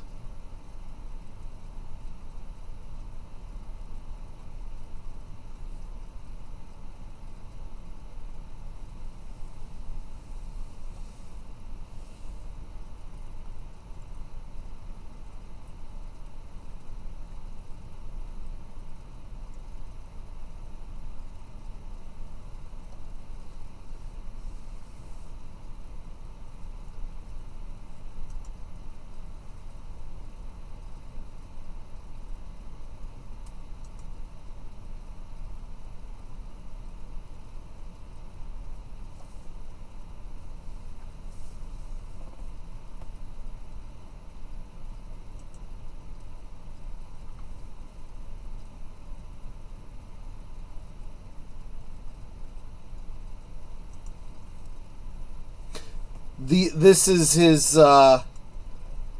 his niece's fiance and his servants going through a charade to try and play along with the delusion to try and bring him out of it.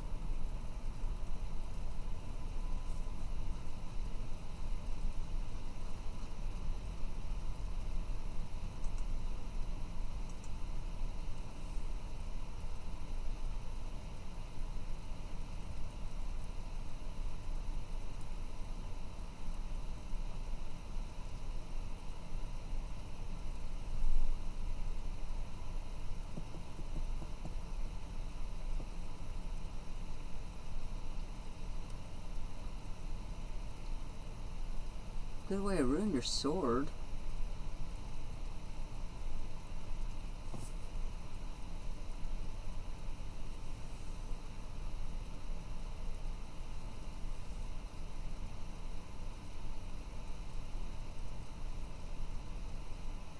Oh, I didn't even think of Cyrano de Bergerac. Good point, Curtis.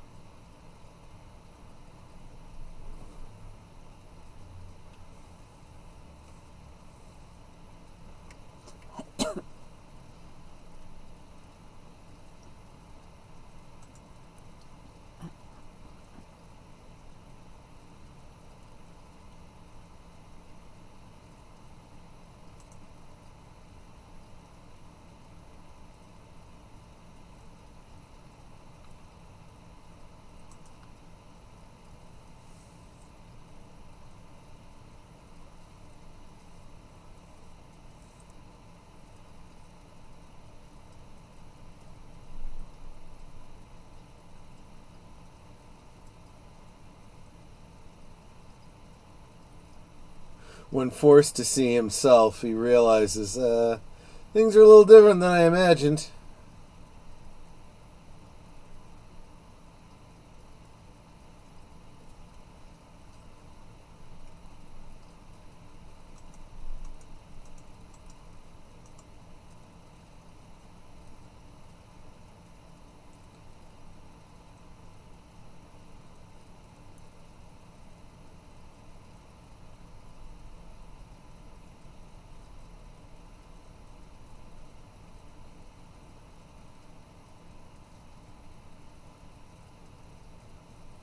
This Enter the Dragon prequel is weird. Yeah.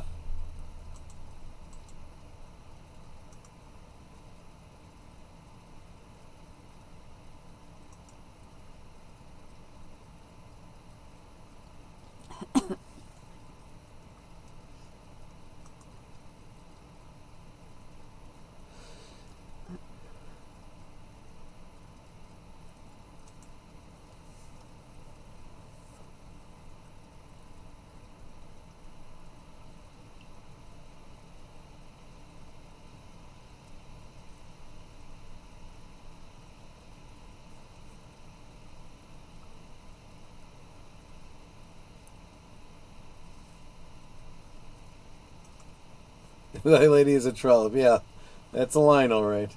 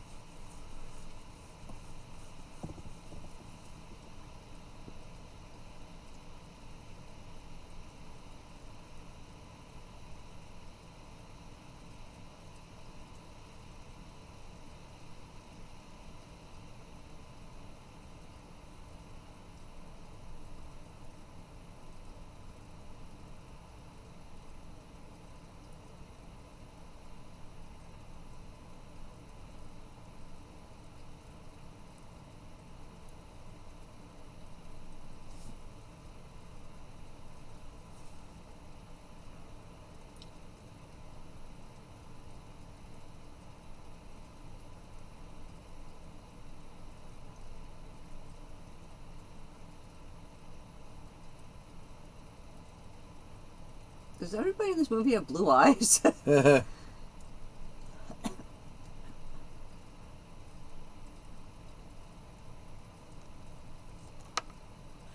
think we could use a few knights right now, but I may be missing the point. I think you have half the point, deleted scenes. I agree that we need a few knights right now. But what you're missing is we need to be the knights.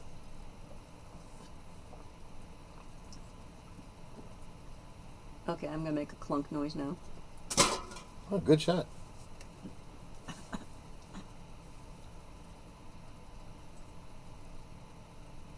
Well, then I won't say much.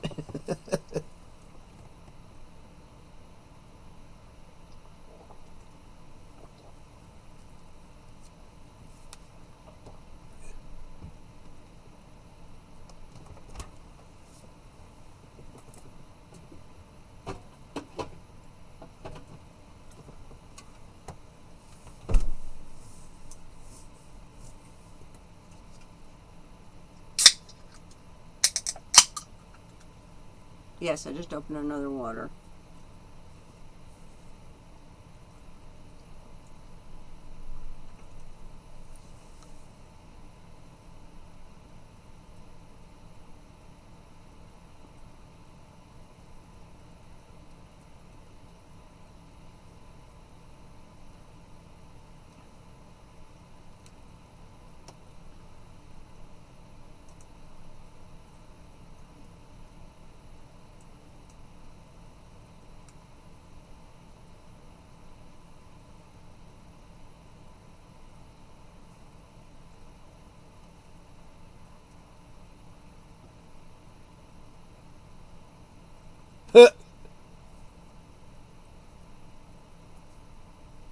That's just a question you just can't answer.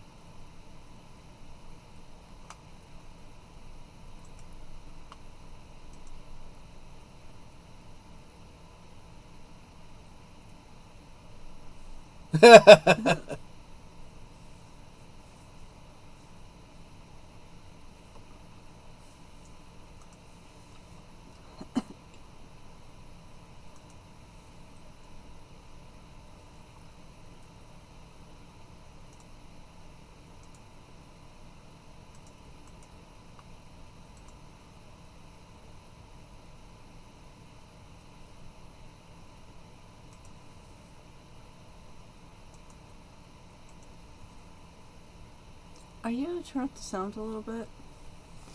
I don't know. Because I got mine turned up all the way and I'm having a hard time hearing.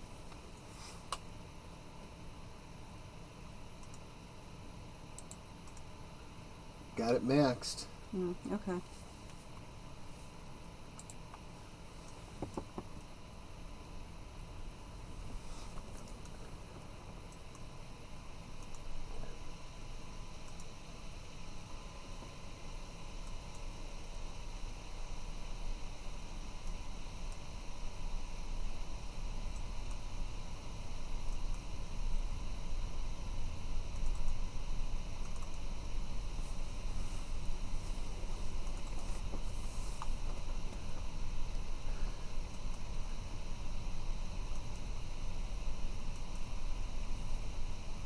Dying is a waste of good health.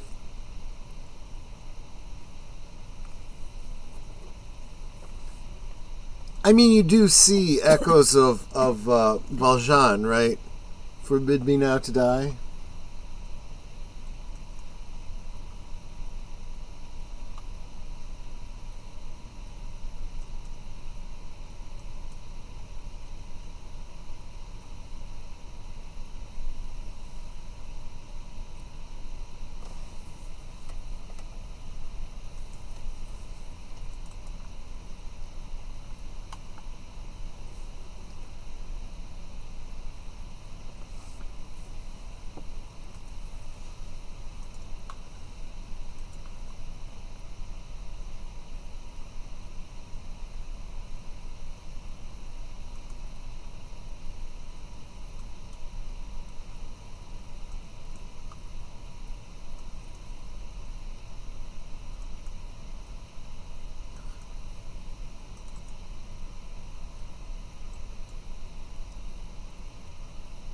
Mm.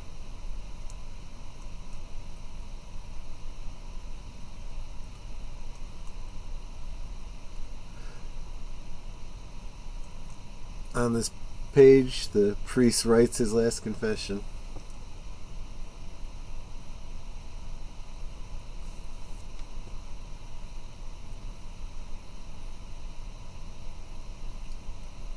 They're throwing stuff out the window.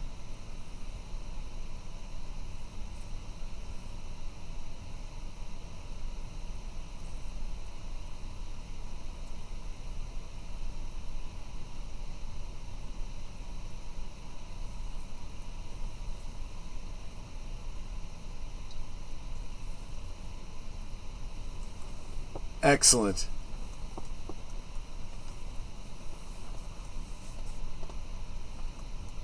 See, even as himself, he says, "In my house there will be courtesy." He doesn't know her, but he still aims to treat her like a human being.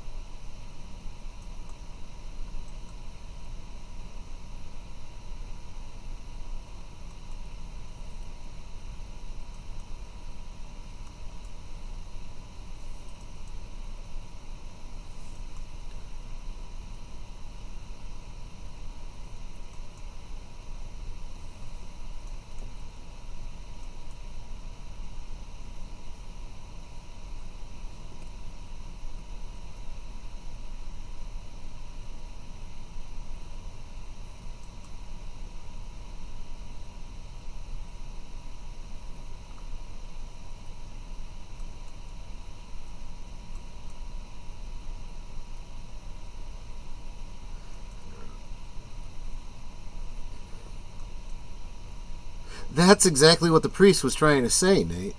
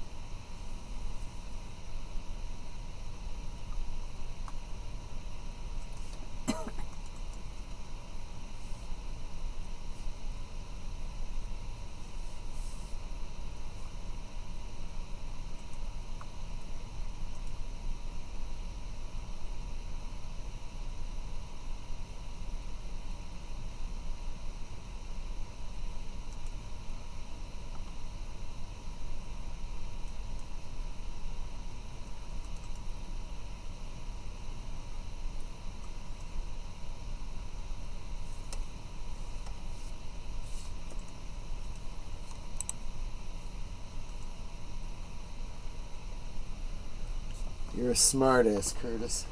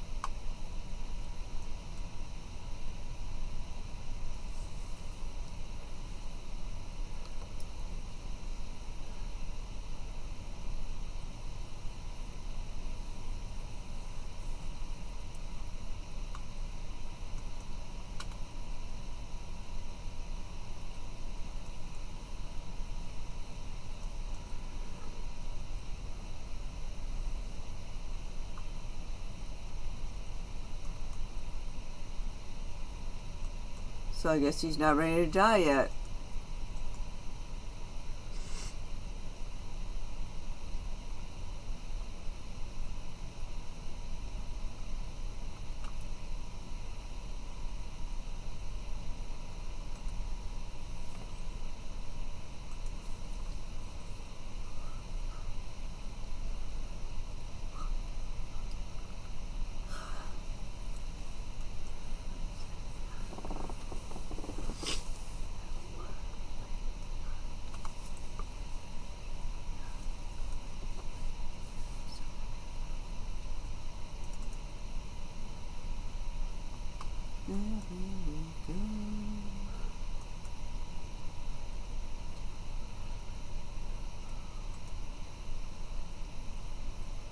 Onward to glory indeed.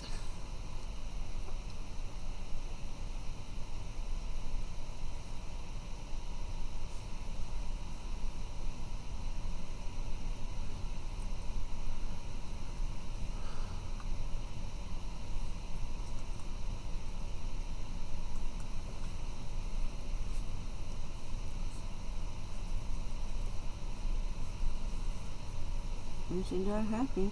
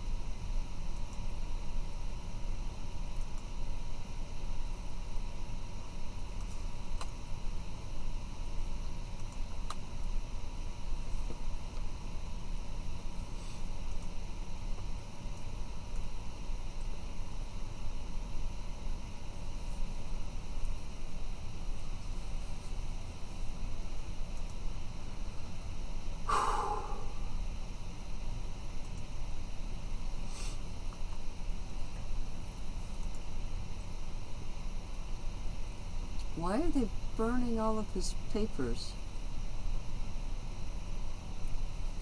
I mean, technically his niece has inherited everything, so...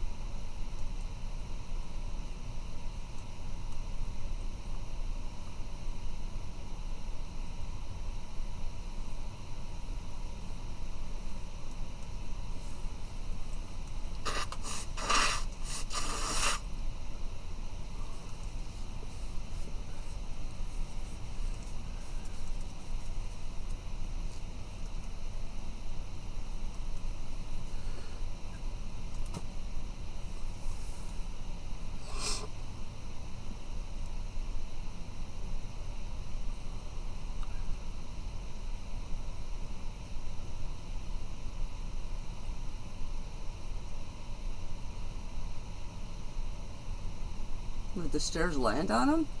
No, they landed on the box of the properties.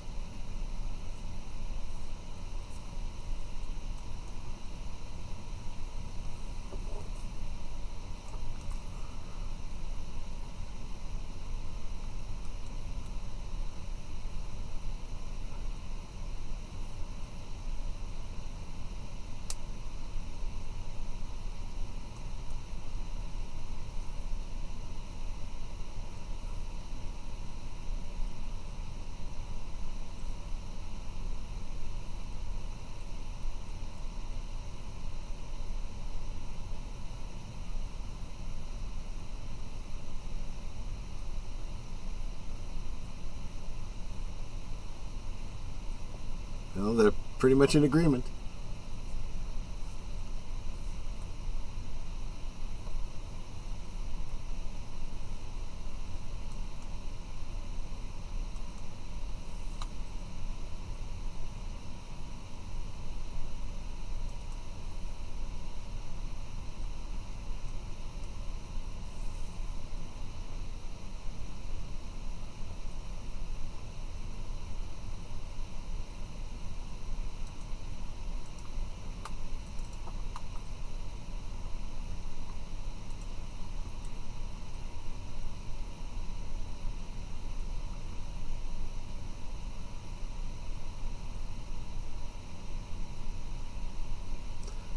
So tell me,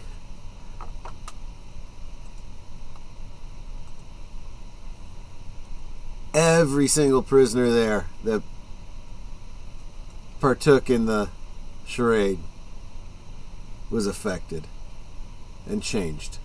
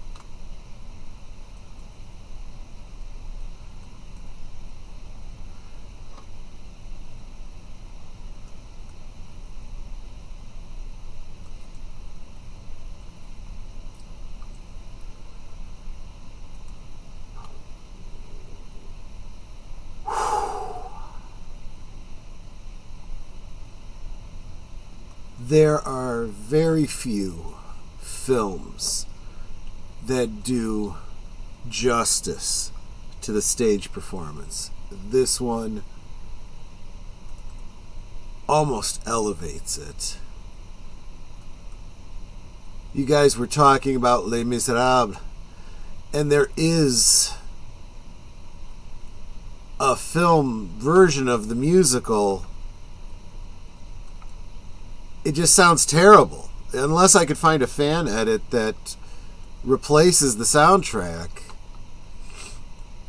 I think we'd be better off with the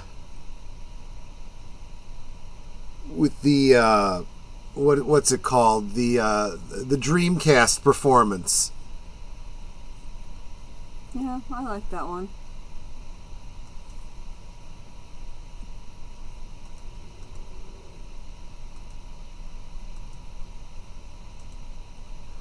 I'm glad you enjoyed it, Curtis. In a mad world, insanity is noble. Well, it's at least reasonable. And I saw a request for Cyrano de Bergerac. Which version? I'm inclined towards the Gerard Depardieu version.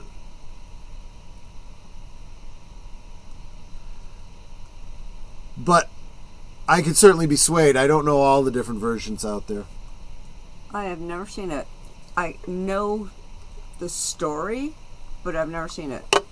That might be... Oh, there would be a good double feature. Cyrano de Bergerac and... Roxanne. Roxanne, yes. Another Steve Martin movie. Yes.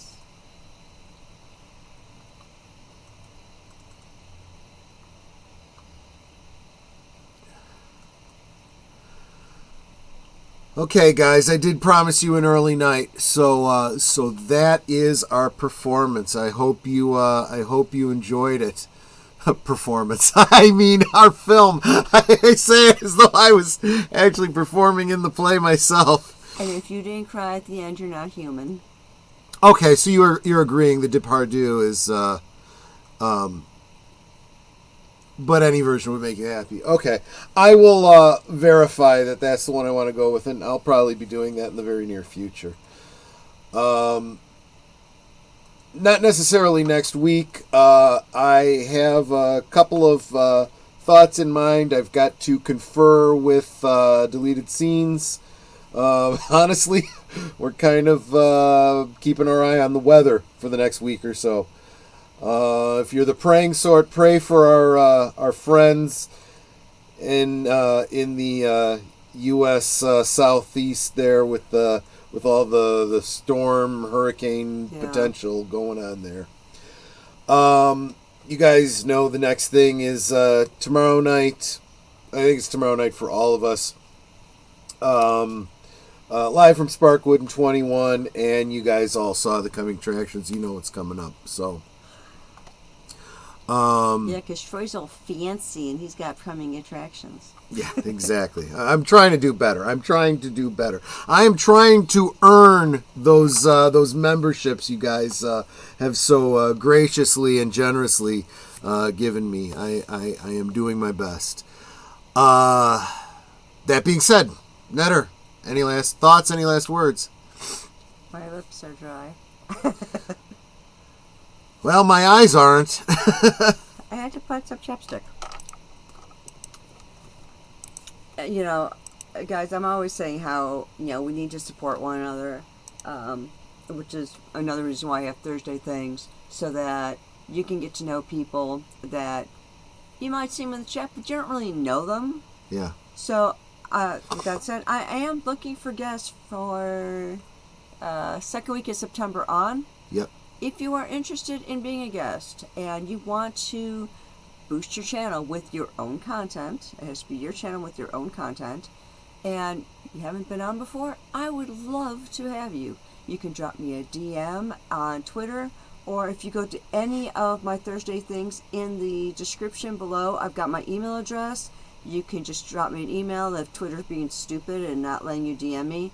I think you have to follow me in order to DM me, because somebody else said after they followed me, they were able to DM me. So, yeah, so you can do either in the subject line, put Thursday things if you are emailing me. Otherwise, I will think it is just spam mail and I will delete it, because I get a lot of emails and most of them are spam.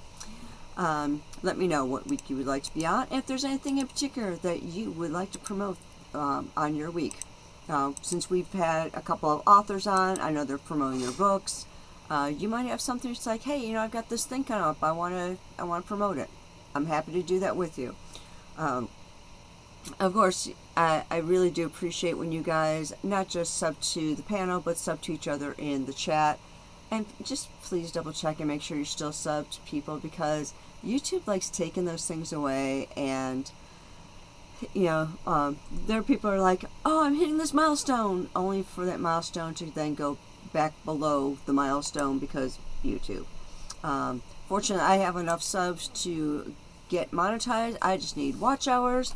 So if y'all wouldn't mind, opening a fresh tab, going to my channel and letting a couple of my vids play that are like at least an hour long so I can get some watch hours, that would be amazing. I'm roughly 800 watch hours short, so every little bit helps. And of course, with that said, we can talk amongst ourselves, and that's all well, good, and fun.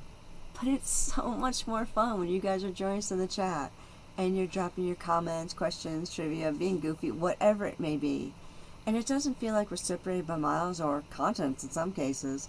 It feels like we're all hanging out in the same room, enjoying each other's company and having a great time. And you guys, you are our family. We love you guys, and we appreciate you so very much. You could be anywhere right now, and you're here. And that's so encouraging. And I think it's encouraging, not just for us on the panel, but for everyone in the chat that sees the same familiar faces, as it were. And it's like, hey, this person's here, this person's here. And it's just really great to see that. As kind of a side note, I haven't seen Lady V Elements in a long time. Delia said he saw her on karaoke a couple weeks ago, but I haven't seen her in any of the chats, so if anyone's in touch with her, I just want to make sure she's okay and she doesn't need anything. But I also want to make sure that you guys have a wonderful evening, or rest of your evening, what's left of it. And we will all see you tomorrow night over on Deleted Scene Channel for Spark 1 and 21. That's 7:30 Central, 8:30 Eastern. And until then, good night and God bless. Take care, guys. Thanks so much for hanging out with me. Onward to glory. Good night, ladies. Good night, sir. Hit it, sweetheart.